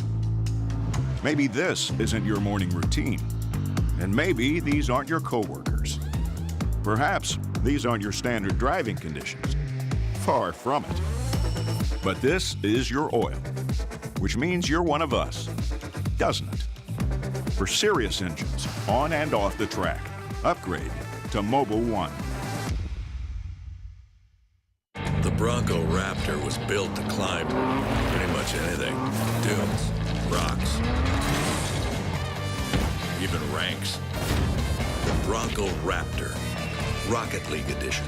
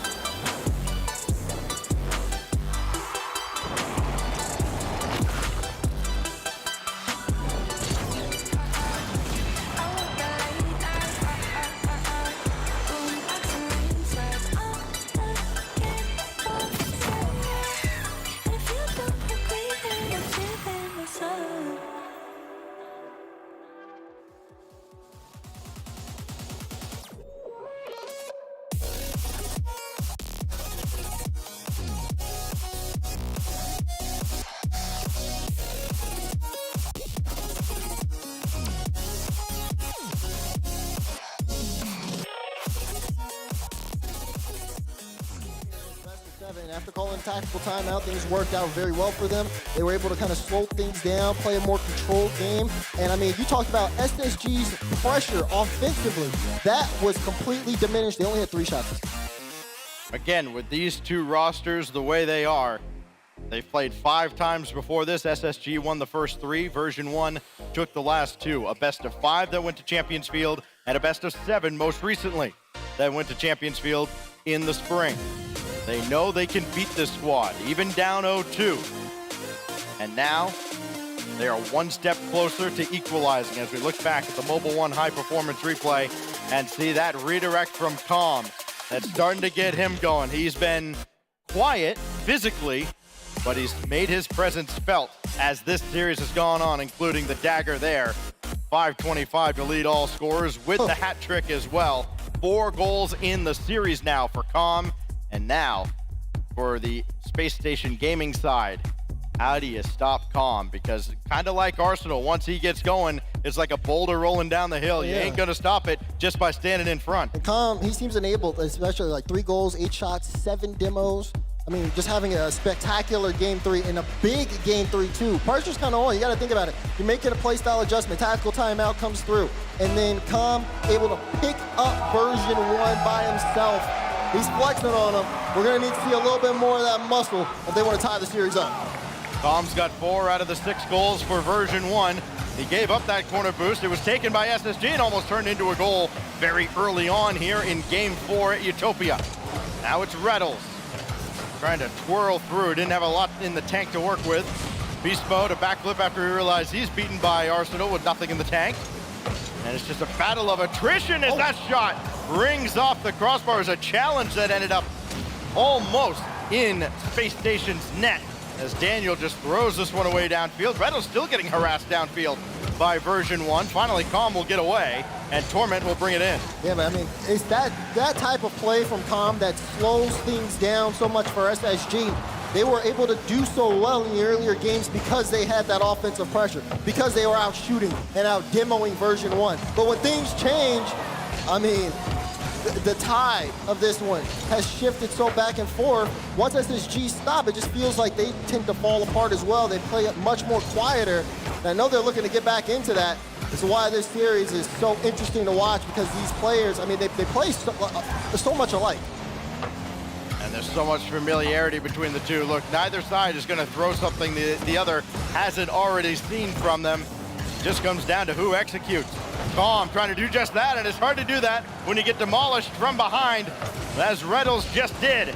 Arsenal couldn't get to this, though, on the follow-up as Beast Mode's in his way. And now Daniel to slow things down and bring it out himself. Doesn't matter if he doesn't have anything in the tank, as Calm is there. And Arsenal, oh, he had to choose between boost and ball, and that time he chose ball, and he lost it. Torment coming through at a clutch time. Gonna buy his team some space. And then you see him, he immediately goes out. So he can sit back, let Beast Mode and Calm do work. Beast Mode has a bunch of boost, but he can't use it because he's in an awkward spot. It's just been 50-50 central on SSG's end of things. As version 1 trying to get this ball to the goal line. But unfortunately, it's unsuccessful. And now you see that race on the side while Arsenal's gonna take possession. That was really good patient defending, too, out of Space Station, especially Daniel. Beast Mode's kind of flopping around like a fish. It'd be very tempting to just burn all your boost and dive in after him. Daniel's just waiting for him. Hey, do something that I have to care about. And then Daniel picked his spot and took it away, as Arsenal's not going to follow this one up. And Daniel had to get back in the air very quickly, and he's going deep into the bag of tricks, and Torment unamused. Calm, last back, 25 boost. Will pick up the corner. Beast Mode getting demoed back and forth. Finally gets a peaceful respawn. And he's going to end up playing inside the net on this one, just trying to avoid Daniel. He thought Daniel was going for a bump. He sat all the way in net. And that's just that pressure, that SSG threat that version 1 has to constantly be on the lookout for, as this has been probably the quietest game of the series so far. Reddles got it by Calm. It's only Beast Mode to beat. And they could not do that as he's up to the task. Calm and Torment double commit. This could be the opening. SSG needed. They got Torment out of there, and Slater will score. Slater slots it in, but you can see the breakdown here. Beast Mode alone, Arsenal bearing down, and it's a wide open net. They finally find a way through. Nothing else needs to be said. You can hear them all in the background. Reddles scores, and they still chant Daniel's name. Here goes Torment, though. Open net, and B1 immediately ties it. We've seen this song and dance time and time again, Dad. The first goal is always followed up by an equalizer. I think that's a payback. Beast Mode on Arsenal this time says, oh, remember that last time? Now it's my turn now. Thank you very much. Get out the way. Open net for Torment. They match each other's energy stacks. They are the yin to each other's yang, as this is thrown all the way downfield by Daniel. Beast Mode right there waiting for it, but he ran out of gas. Now Calm has to bring it back into his own zone. The problem is Arsenal's waiting for him. And now Reddles looking to hit Daniel. Tough angle, and he's not going to be able to get a shot off. So tense during this game 4. We are seeing this one be, again, so low scoring, but there's so many ways things could fall one way or another. There's a final minute here, and SSG trying to hold on to offensive possession. Trying to win the possession game, trying to win game 4, get on match point. 3 shots to close out version 1. Daniel not going to be able to factor into this play any further. Reddles straight away, looking towards Arsenal, but he wasn't able to come get that. And version 1 trying to break out of the zone finally, but another shot coming in from Daniel. Oh, every time he's near the ball, it's edge of your seat stuff because he's always a threat to come up with another game winner. Reddles to Daniel again. Down in front, Torment pops it away with 20. Arsenal, last one with boost, last man back. Version 1 trying to see if they can get past them, and Arsenal, great carry into the midfield. Reddles with the shot!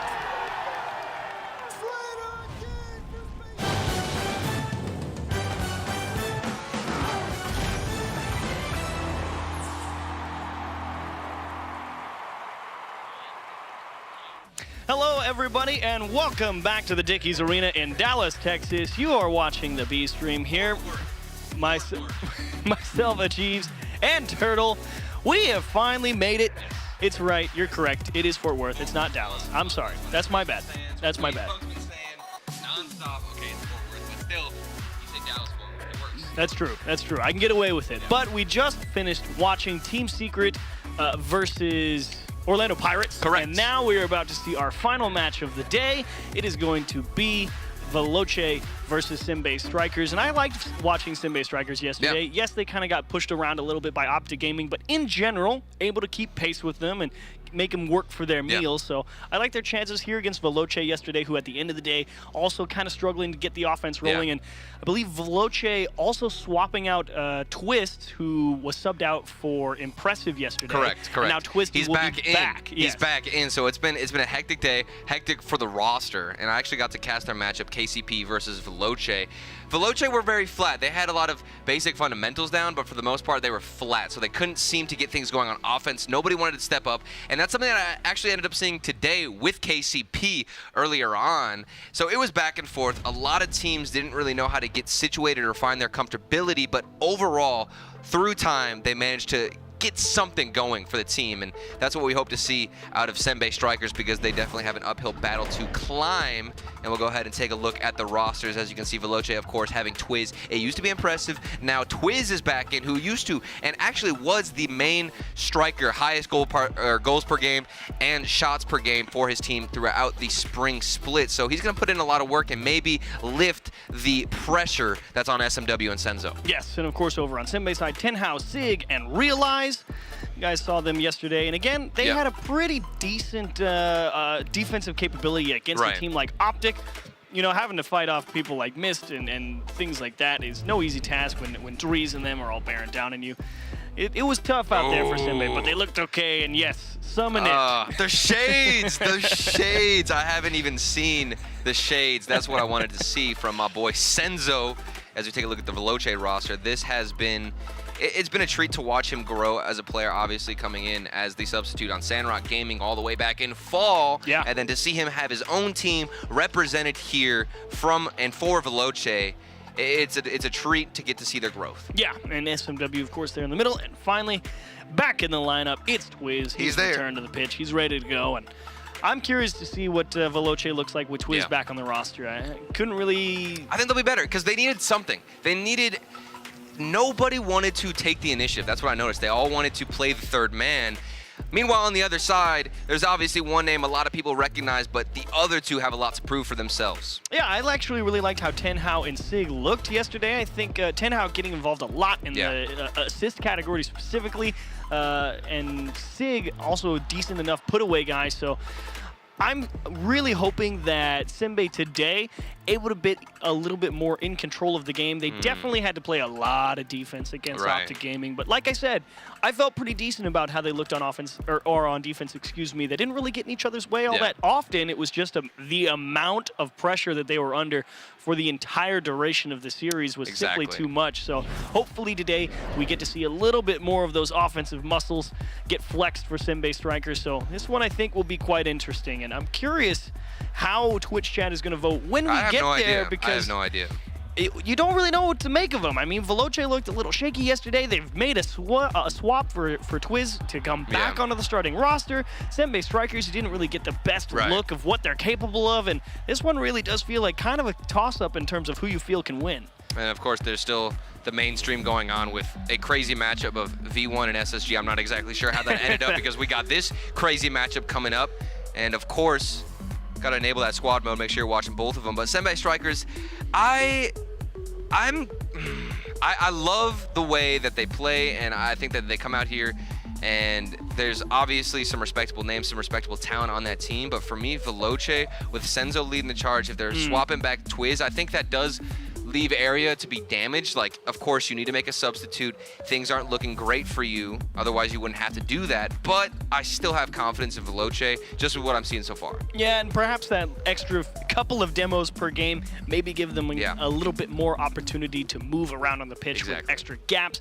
If that actually comes to bear, who's to say what's going to happen in this one? But in general, I would like to see what you guys at home think. So let's go ahead and get into the Verizon fan vote. You can use the hashtag. What are we feeling? What are we feeling? Velo for Veloce or hashtag Sen for Senbei Strikers. I think if you had to ask me, come on. I want to pick Senbei You want Strikers. to pick Senbei? I think I'm actually going to. Really? I liked Senbei yesterday. I was so sure yesterday that Veloce were going to go out there and put on a good show. I was too. Against Renegades. I got absolutely smacked down. So I liked how capable Senbei Strikers looked versus Optic Gaming. It was a 4-0, but they definitely made them work for it. It was not a free. Well, that's how I feel 4-0. about Veloce. I thought that Veloce, they didn't get completely smacked by KCP, and because of that, I have more confidence going in here. So I'm using kind of the same strategy there to pick my vote, but I'm going Veloce. Talent predictions, Veloce 100%. All right, you take Veloce, I'll take Senbei. I'm definitely happy splitting the desk on this one because I feel pretty good. I we have a nice like desk Senbei too. look. This desk is great. It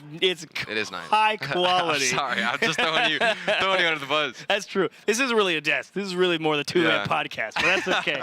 I'm happy to have a split opinion here because you really do need to see both of these teams come out and rally after yesterday. Because you both got smacked down.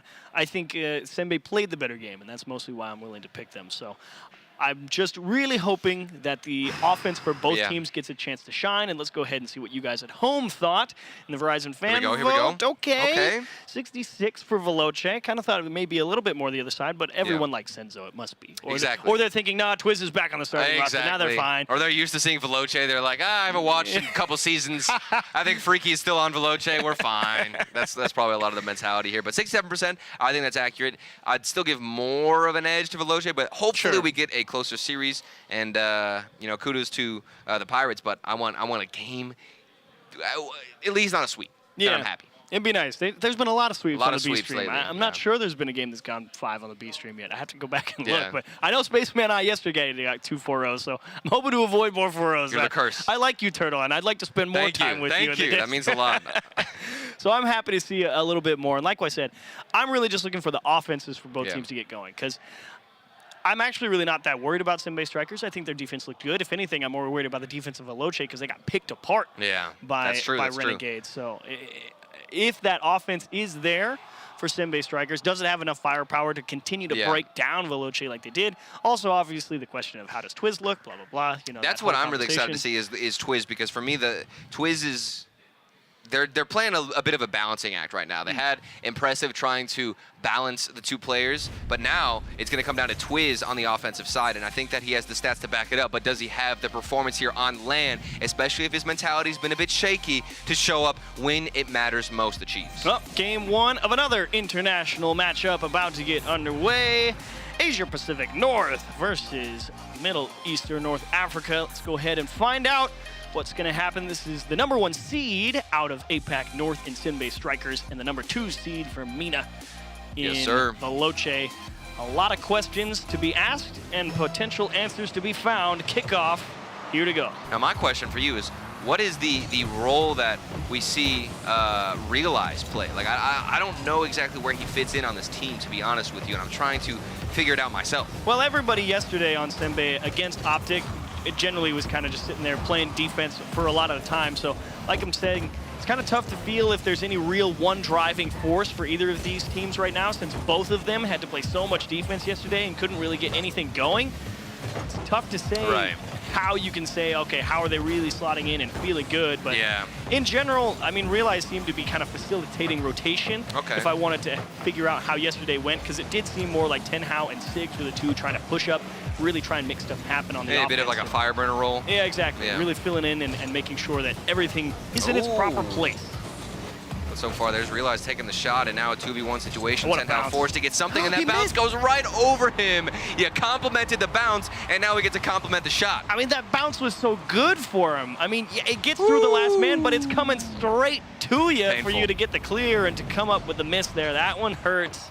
Tough one to concede at the start. And that's a rough one, because you can tell Tenhao, he saw the bounce coming, but didn't expect it to go that high. So he had about half of the prediction right. He knew where it was generally going, but slightly off on his execution. And because of it, Veloce getting a quick and easy punishment goal. And now a team bump comes through, so the rotation won't be as rock solid, but the clear goes right to SMW. A fake on the flip preset, and then the follow-up almost got the dunk. That would have been a highlight play for Veloce. Just enough of a cover-up from Senbei strikers here. As Twiz into the corner, gonna need a little help from Senzo, and SMW caught on the opposite end, kind of in charge of managing a potential counterattack, and is able to keep possession for Veloce here.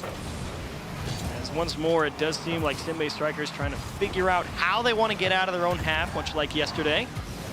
Oh, here we go. Two players in the same spot from Veloce, but it's finding Senzo on the other side. Twiz then eager to get up to that shot off the backboard, but good defense, and you complimented Senbei strikers' defense. I am impressed so far, able to manage well and have some damage control prepped out for them. Now off the backboard, almost getting a follow-up, but we're waiting for Realize to crash the net. Yeah, the structure in general for Senbei strikers yesterday seemed pretty adequate. It was just, you can't keep everything out of the net when I believe Optic Gaming was, I think, averaging over 10 shots per game on them. It's only so much you can keep out. And probably stealing boosts along with it. It was definitely a tough day at the office yesterday. Today is a new day. And finally, this is the first chance that Senbei strikers have had an opportunity to kind of stay over on the blue half here in game one. That's a great demo from Veloce to give themselves more space to work with. Now a good challenge there from the corner. Senzo up early to get a shot on target, doesn't find it.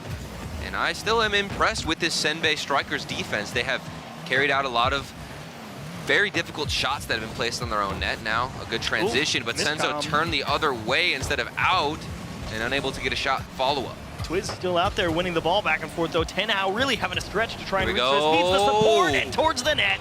That one is going to be collected by Senzo. Veloce up 2. And it's been routine here. Look at Senzo in the rotation. He was coming back, trying to fill the role as the third man, realized that it was going to be SMW winning the challenge, and then was able to get the nice and smooth follow-up, clean-up shot. That's what you want to see out of Veloce. Nice and easy routine plays where they're able to punish when they need to. Tenhao just caught a step or two far forward as he went for that initial challenge. Senbei not able to cover up behind, Realize and control. Great challenge from SMW. Pretty much went straight towards the center of the ball. Took away a lot of chances for Realize to try and set up an air dribble. Oh, and that one gets through, and Twiz, sorry, I was thinking TFW. Or SMW is able to take another one here for Veloce. Well, look at the play from the corner. Realize was the player who needed to get a touch. Anything in that situation would have been ideal and better than what we saw here. Unable to find anything as the ball slowly rolls across, and now that's going to be 3-0 for Team Veloce. 1 minute and 38 seconds on the clock. A difficult matchup for Senbei strikers, but one that they're, of course, willing to step up for. Here comes Senzo in the air. A lot of space given. He finds SMW. And now a good follow-up from Twiz, but can't catch it. We're down the other end. Nice couple of clears from Senbei strikers, but there's an issue in terms of staying on offense for an extended stay. With a minute left here, you'd like to see him at least put one on the board. Maybe get some sort of offense rolling. And currently, Veloce Covering up nicely in the midfield, dish down to Tenhao. Here we go. Trying to buy time, let his teammates Okay. come forward. I like the idea. They're going to get the boost steal. Senbei Strikers seeing if they can put something together here. Off the Realize off the ceiling. ceiling. Twiz is up early, back corner, and unfortunately a little high. Tenhao trying to keep the press going. Here's Sig to try and recover possession. Bounce for Realize. Really got to try and measure this one out. And Senbei probably, I think, going to have to give a little ground here. It's just too aggressive. But we did get a glimpse of the potential out of Senbei Strikers, and that's with Realize behind the ball. Striking, and speak of the devil, here comes Realize to put this in. Didn't think that one was going to find a way. I thought there were a lot of people in the net, but Tenhao, great control. Little misdirection as well. SMW and Twiz probably staring at him, trying to figure out how he's going to stay on that ball. And here comes Realize around the side, all the way to the back end of the net. And they're within 30 seconds, a lot to ask, but definitely seeing stranger things as Sig is through on the kickoff as well. And I'm not really sure if anybody can hear it coming through the microphone, but the emotion and the praise from Senbei Strikers as they get that goal and find their first one was incredibly loud, so you can tell the emotion, the passion there for Senbei Strikers up against Veloce. 3-1. Good steal. Not sure if they can get back to this game, but maybe with a shot early on, there's a chance of a miracle. 10 seconds left, and they don't find it. Yeah, Sig couldn't really do too much with the amount of boost he had. I think he made the right decision actually letting that one bounce off the wall to give him the chance to try and hit it mid with pace, but fortunately it all just kind of fell apart and last-ditch effort to try and get within one, but ultimately Veloce going to walk away with a Game 1 win. And in general, the start of that game, a lot of Veloce. Senbei started to figure it out towards the middle, but too much of an early lead to overcome, it would seem. I think coming into Game 2, you'll see a much more confident Senbei Strikers because they were able to get their first and maybe second connection of passes on the other side. As we see Realize. 10 shots for Senbei? 10 shots. It didn't feel like it as Veloce were able to match it. Yeah. I wasn't sure how many shots Senbei were going to get because I know what you mean. It really didn't feel like they were going to match because it did take them a while to kind of get that offense going, but past that midway point, definitely started to make a few more pushes back down the other side. So feels not quite as problematic as it did yesterday versus Optic Gaming, but still they have to feel happy over on the Senbei side that, okay, we at least got the offense going in this game, whereas yesterday it was tough to really get the engine started against Optic Gaming, so they would be like, okay, we may have lost Game 1, but we know we can at least break out, go toe-to-toe in terms of the offensive output, even if we lost this one. And actually hold some possession, too, which is the key for finding confidence. If you're just getting destroyed on the defensive side, having to save shot after shot, you're not going to be very confident moving forward, and you're going to hesitate more. But being able to hold your own, keep some possession, take some midfield boost, get a nice turn in, and win some challenges, and maybe even outpace some players of Veloce, that's huge moving on in the series. And we'll see how that affects them moving on mentally, because that's obviously going to be a big drought. But Veloce, they were dominant to come out here, start out the game with strong shots, very powerful ones. Twiz pressed as we would expect coming in here. With the stats that he comes with out of his own region, I really expected him to be that aggressive, and it's nice to see him still following suit. Yeah, excellent return to the starting roster as Senbei Strikers seeing if they can pick up where they left off at the end of regulation with a lot of pressure in Game 1. Veloce now Game 2, seeing if they can recapture another early lead here. A few bumps in the midfield, giving Senbei a couple extra meters to work with. Twiz on a dribble through Sig, as now it's Realize alone on the backboard and taking his time with the ball, knowing he doesn't want to make an errant touch and allow Veloce to increase the pressure. Here we go. Oh, going for a dribble, Senbei Strikers, and now the connection. They had it, but the shot far too inaccurate. Really good idea there that was developing in front of us. Once more, straight towards the net, just forcing Twiz to make the save, or was that SMW? Either way, Veloce equal to the task, but this time they're through everyone. Sig, just get this one middle, and he has to slow it down. Does it by the time, and it actually throws off the scent. Veloce trying to figure out how that one's going to get pace going across that bounce through Sig for a huge loop. And Twiz was like, no, I have to make the save. And Senbei is just like, yeah, just go right on by. And Tenhao, you could see he actually missed the shot, couldn't find the follow-up, as we do indeed have a pause. We'll find out what the issue is here moving forward. But that was ridiculous. There was a really awkward bounce in the corner, and then the pass did come out. It was late. Tenhao missed it, but then for whatever reason, Sig was in the position, got the follow-up, and scored the goal. Now, it is intriguing. We don't know exactly what this pause is for. there's actually no guarantee that that goal stands if you It's think interesting. about it, because we don't know what happened. We don't know what caused Twiz to have to rotate back. Maybe someone had some type of crash or something as we wait for the Controller admins. unplugged. There's always issues here that can unfold. Could have been any number of things, and we're going to let the player admins figure that one out, because that's mostly what I'm I've got a concerned story, though. with. You want to hear a story? Let's hear a story. Okay. You know, I used to be teammates with Matt, all right? Yep. This man played on 60 hertz. Why? Nobody knows why. Nobody Even on knows LAN? why.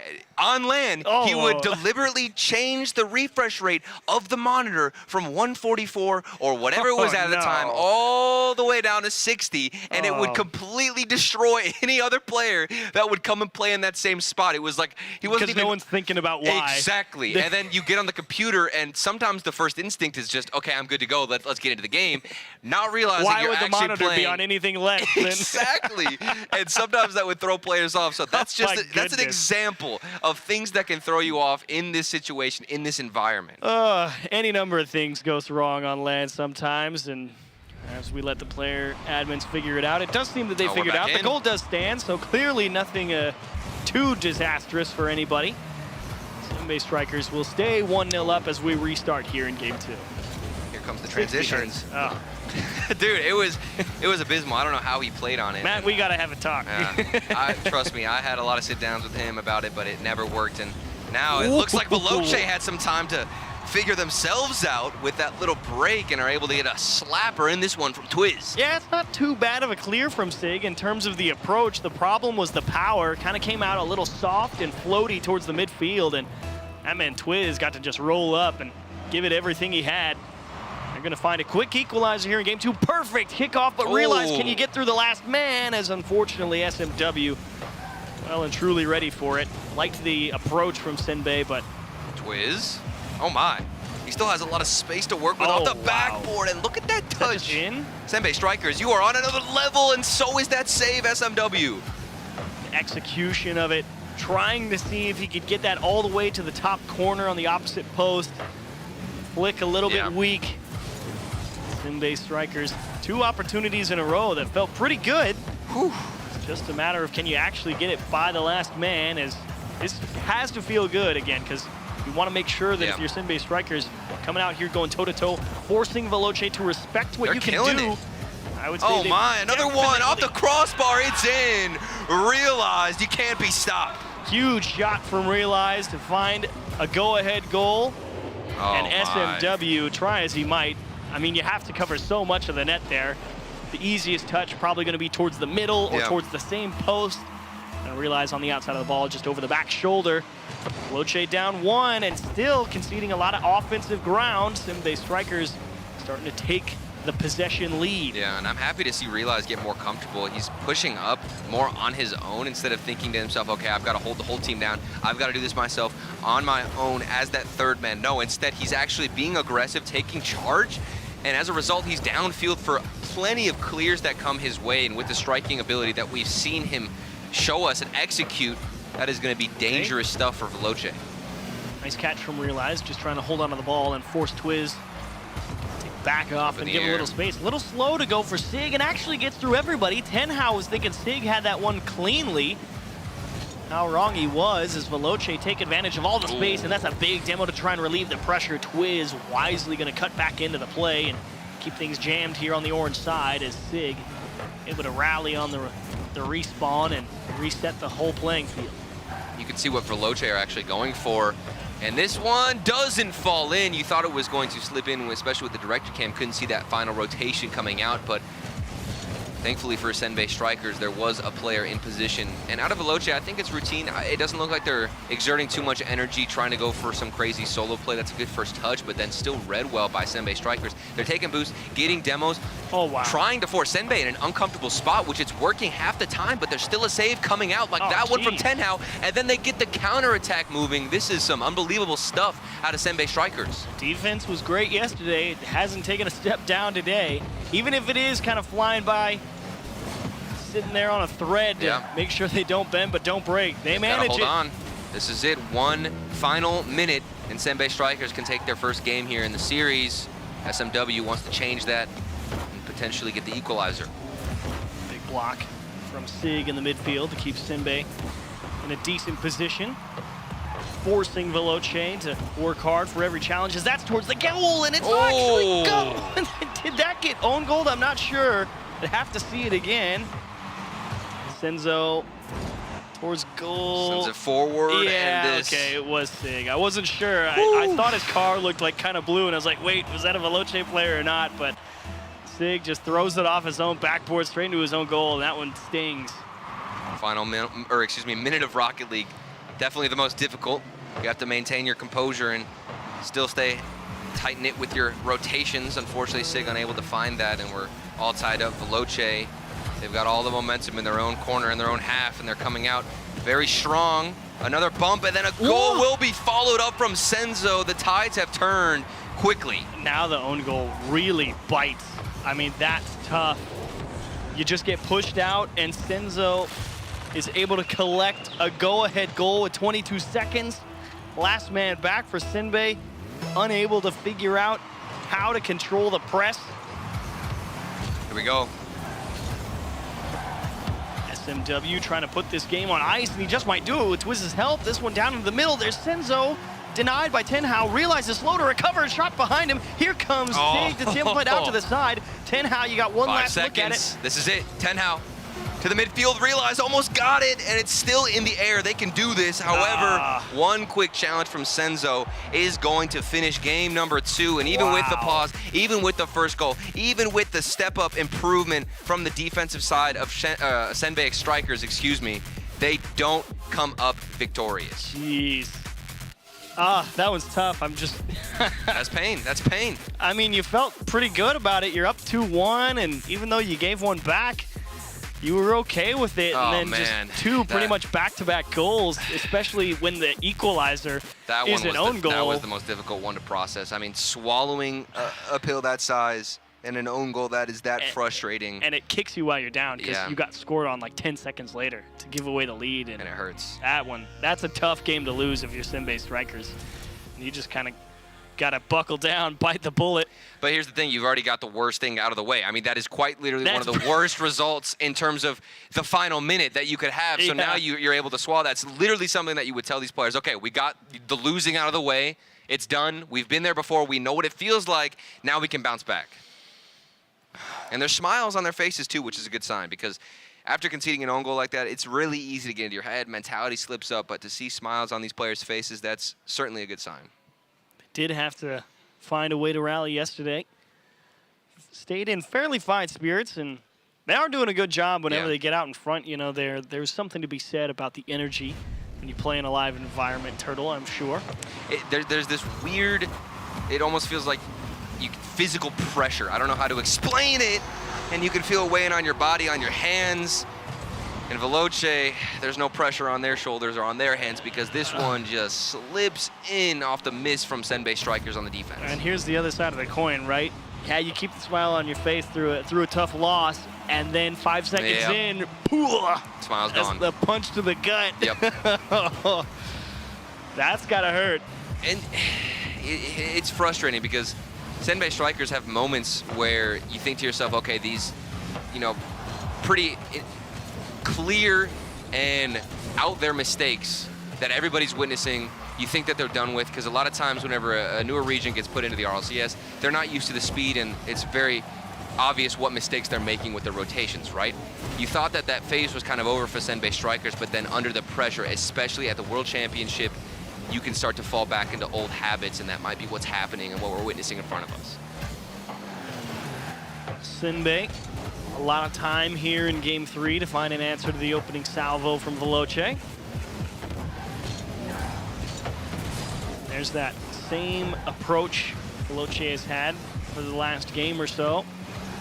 Kind of just dump the ball into the corner and fight it out that way. Oh my, no! You make a gorgeous save, and then another own goal for Senbei strikers. Oh, they just can't catch a break, Achieves. You found the save, realized was in position, and you don't even want to blame Tenhao for trying to make a save. He's going, he's giving the best effort he can, and the ball did end up bouncing off his car and in.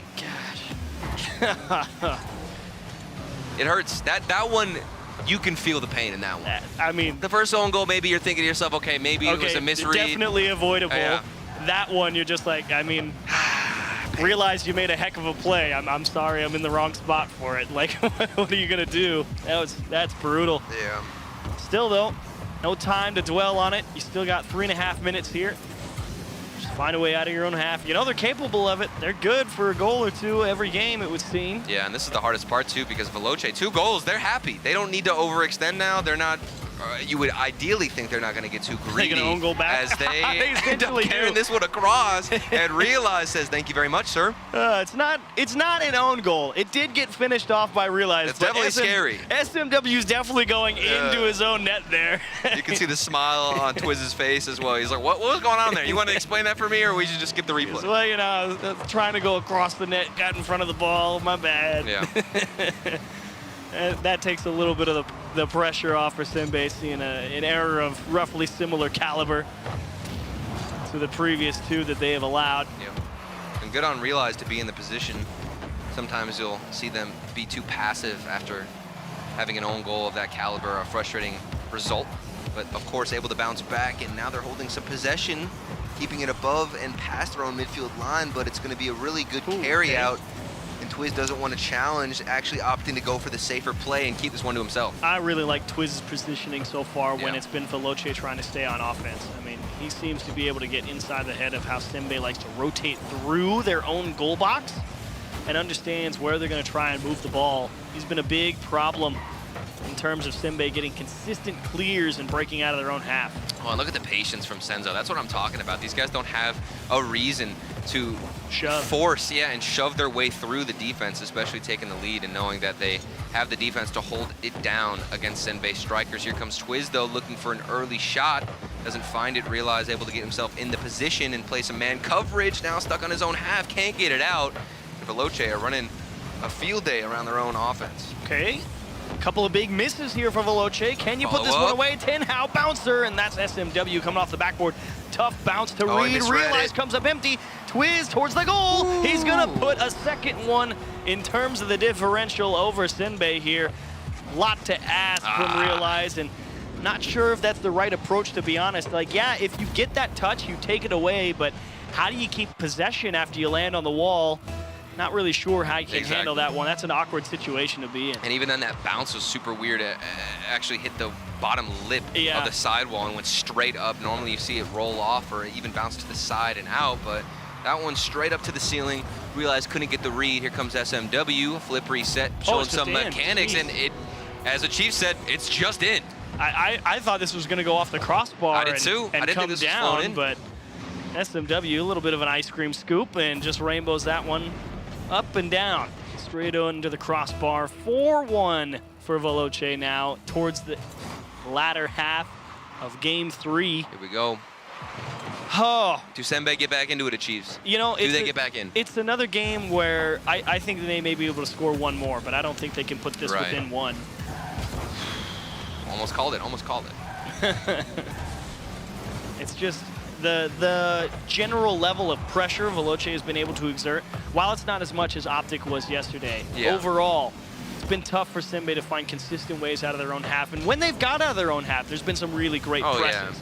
Love the looks, love the ideas to try and break through some of those defensive setups from Veloce, but in general, that midfield is locked down fairly tight for Veloce, and it's been tough to find strong clears. Speaking of strong clears, though, look at Veloce banging this one off the backboard. They have been throwing a lot of these clears towards the half of Senbei strikers and just saying, hey, we're going to see how you react to this. If you don't have any good control, we're going to take advantage of it. Otherwise, we'll be able to meet you in the midfield and still maintain possession. So it's kind of a win-win situation for Veloce if they play that way. Here come 2 players. One actually could go for the demo, and then they're getting greedy, taking it. And as I mentioned, the demo, it does come out. The flick wasn't strong enough to get the goal, but plenty of time wasted off the clock. And it looks like we will go again to match point with a potential 4-0 sweep. Senbei trying to make something of the final 10 seconds. Anything. Anything at all. Something for the road. And they may actually get it here, unfortunately. Stolen away, last-ditch effort. Realized to himself, needs a little help. That's actually a great setup, but unfortunately, nobody here to take advantage of it. Twiz just gonna float one down. All right, do you actually score it? No, drilled straight into the floor. And Veloce cruising. It was doable. It was. It was doable, but you started off. I mean, that opening goal 5 seconds in, and then a second own goal. Like, And the way the own goal went in, like nothing you could do about it. Realize, got the save too, so it's like a burst of happiness and dopamine, and then instantly it falls back down and your heart sinks right into the pit of despair. And that is sometimes the way the cookie crumbles here it's for like Senbei Strikers. If that doesn't get own gold, it's like that's one of the saves of the tournament so far. That was 100%. that was a massive save. Air dribble under the ball, pinch off the crossbar. That was huge, and you hate to see it amount to nothing. Yeah. And in fact, the exact opposite of what it was trying to accomplish. It's like, that was tough. That's a lot to handle. But it's okay. It's okay for Senbei Strikers. We have gotten a lot of sweeps. I don't want to say a lot of predictable games, but like I was on the desk, I predicted Renegades to beat Carmine Corp. Some people are going to be like, you are absolutely out of your mind. But the way I was thinking, think back to every single major. And I will remind you, of course, this isn't a major. This is Worlds. So maybe that affects things. The level of seriousness obviously is there. The tone is there. But Rocket League historically has some spice thrown in the first few days, that right? Shouldn't lose. Something absolutely insane. Will it be a reverse sweep best of 7 for Senbei Strikers? That'd be fun. Come on. I'd like to watch I would love that. I would be ecstatic. I don't think I would be able to sleep tonight. I'd be thinking about it my entire time. Well, it's got to start at some point. No better time than now. As off the backboard, and that one's just not fair. SMW can see the whole play in front of them. Goes under the last man and opens it up. And that started with the speed there from Twiz, with how fast that shot came in off the crossbar. You didn't give the defender any time to react. With the speed of it, you're thinking, okay, I can't even try to get a touch on this ball. I have to assume where the striker following up is going to get the shot, and that is just too difficult to ask for out of Senbei Strikers and their defense. Well, perfect kickoff here from Veloce. Gets him in pretty advantageous position with a boost steal, and some time here in the blue corner is, again, pretty much the same strat. They've wanted to dump that ball into the corner, up around the sidewalls as much as possible, and just jam it in here and let their speed and the control of the midfield boost lead them to victory, and it's been working. Here we go, though. Full boost for Sig. Does can he find get an that? advantageous 50, and then maybe the follow-up, it wasn't on target, but the pass was there. Easily blocked out from Veloce. Nice catch from SMW. Straight off the ceiling. Actually could have been a beautiful lift, and Twiz gets the handle on it. I thought they were going to get beat back the other way, but what a save. Look at how fast they were to respond, too. They looked like they were about to get scored on, or potentially a counterattack for Senbei Strikers, even possession. A good touch from Twiz, and Senzo rotates right away. An instantaneous turn to keep the pressure going back the other end. Realized having a dodge demo, ends up giving away a little ground, which lets SMW win a challenge on the sidewall. Here comes Senzo trying to score a double tap. Flip Making a reset, triple he's got tap, and that's a good stop. Diving in front of the net was, I believe, Tenhao to take that one away. As Sig and Co trying to figure out, can we find a clear please? Ball getting peppered off the backboard of Senbei Strikers. Nice flick. So another float. There's the man to put it down, and that's actually a shot off target. Probably should have been in the goal, but the lead will stay at 1 for Veloce. The backboard for Senbei Strikers is looking like prime free real estate for Veloce. A lot of space there. Nobody opting to rotate there. We do see Realize go on the backboard, but he's not in the right position. And Twiz is trying to take it to that spot on the backboard, which was effective, excuse me, in the first goal for Veloce. And we'll see them, of course, try and abuse that as much as they can. Little extra space for Sig. It is only an option, unfortunately. Kind of dump it into the blue corner, see if they can regain possession. SMW bobbing and weaving around some physical attempts. Now it's 2v1, and he got the He's gonna get bumped down, recovery, and actually forces the ball to get popped back into the middle, but unfortunately, no more defenders to throw at the problem. And this is a painful moment for Sig as he went up there on the backboard still. And credit to Tenhao for the hustle to get the follow-up save. He got bumped, still got the touch, and then an unfortunate miss from Sig, who couldn't get the follow-up save. Tough day at the office. Yeah, it's within reach for Senbei Strikers, but they haven't gotten a proper grip on the possession and just the game in general, it feels like. Ball hovering once more in front of the Senbei net. SMW will need a little help. Twiz, a little slow to go for it, but trying to stretch it into an extra attempt. Look at the space too. Nobody wants to move forward, and then you get a double commit because of it. Somebody's got to throw their way and their weight at the opponent. Ball for SMW, a little misdirection. Throws the car in reverse for a second just to see if he can get anybody to bite on a fake challenge. Realize beat out by SMW, and Veloce again just jammed into this corner. It's stealing away the boost. I mean, I'm not surprised that the strikers are driving left and right all the way across their own pitch. It's tough to have any boost right now. I mean, look at the upper right now. Look at 0-0-0-7. That was what I was seeing for a solid 3 seconds, and for whatever reason, it's a goal. Okay, I guess they don't need any boost. What happened to Veloce? They had all the boost, and then it's 150-50 win from Sig, and for whatever reason, everybody's ready. I mean, the thing that really beats Veloce right there is realize he doesn't try and shoot that ball. I think he was trying to put it in the net, but I think he mis-executed, and everybody from Veloce is diving across, but ends up going right back into his teammate. Either way, even if it was an intended pass, it's certainly enough to beat Veloce on that one. No boost, no problem. No boost, no problem. Senbei, honestly, with the amount of pressure they were under, with how boost-starved they were getting, it's amazing they didn't concede again. And they actually fight themselves back within one here. Oh, nice touch.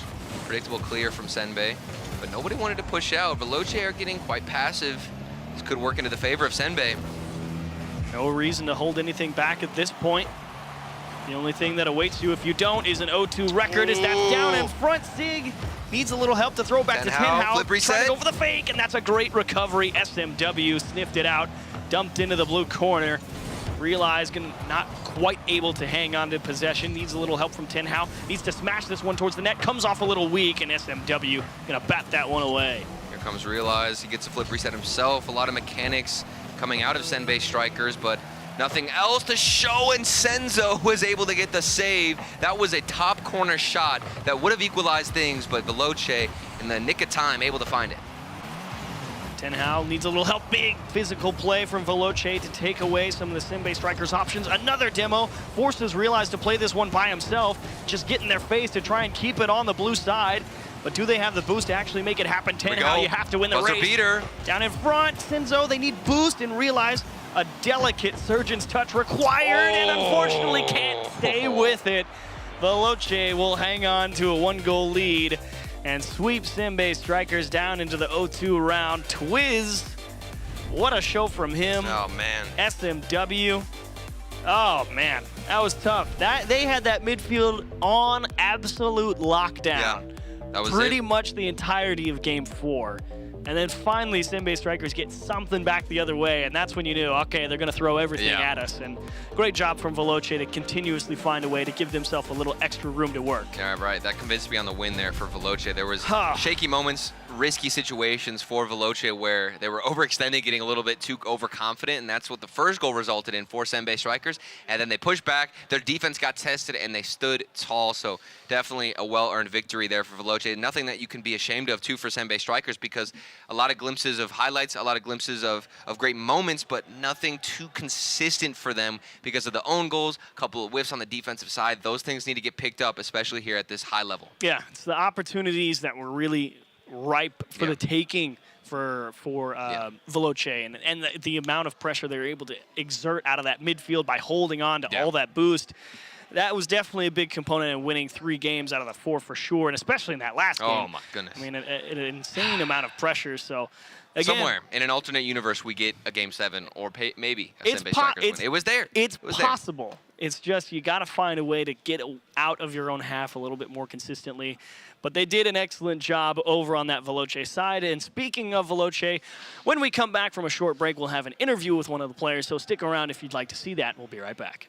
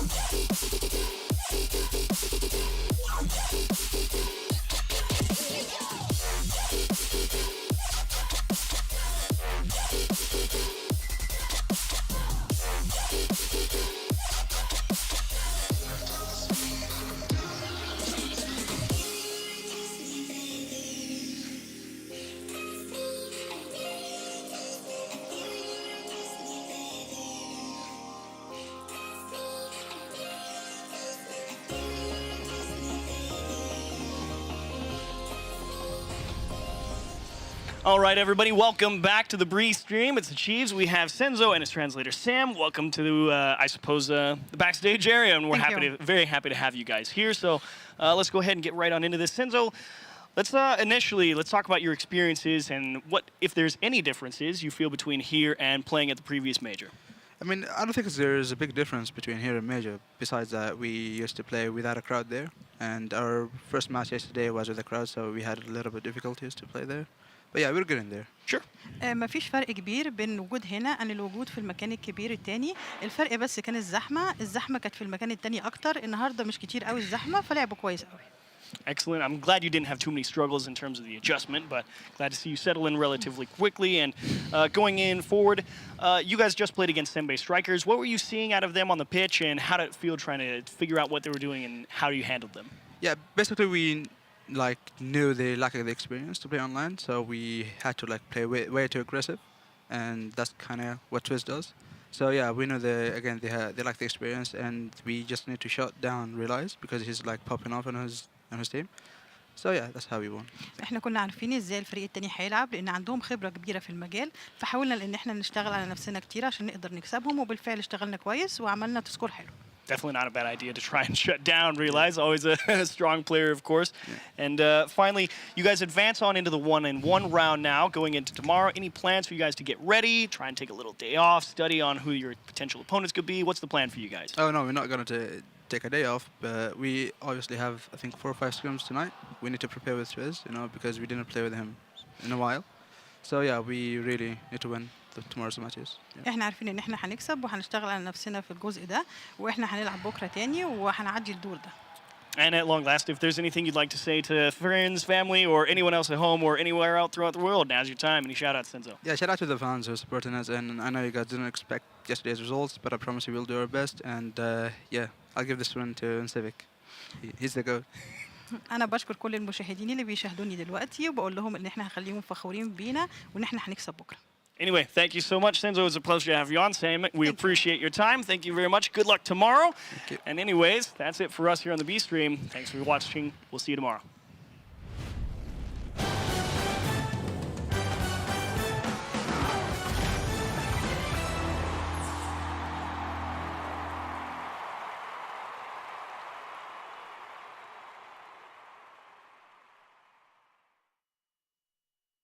We have to tell everyone that we just switched to Verizon's new Welcome Unlimited plan for just $30. I've already told everyone. Wait, did you say Verizon for just $30? It's their best unlimited price ever. $30? That's awesome. Yeah, and it's from the most reliable 5G network in America. For $30 a line, I'm switching now. Yeah, it's easy. And you get $960 when you switch the whole family. Wow, I gotta let my buddies know. We're already here. The network you want, the price you love, only from Verizon. This might not be your car. And this might not be your engine.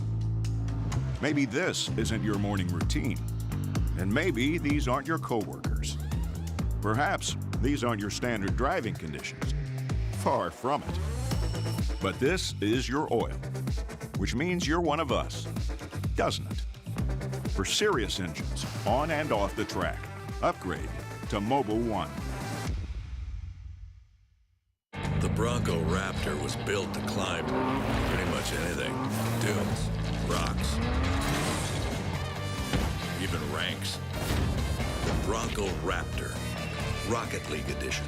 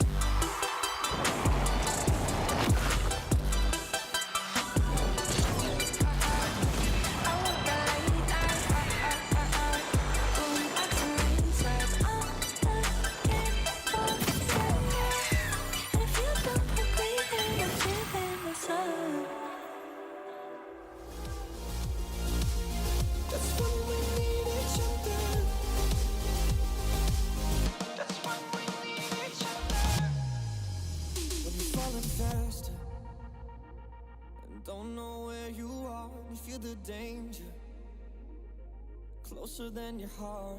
When the weight is getting heavy and the future is unsteady, close your eyes, close your eyes. Think about all the dreams you keep inside. Think about all the ones you love. I know this beating heart will be my guide.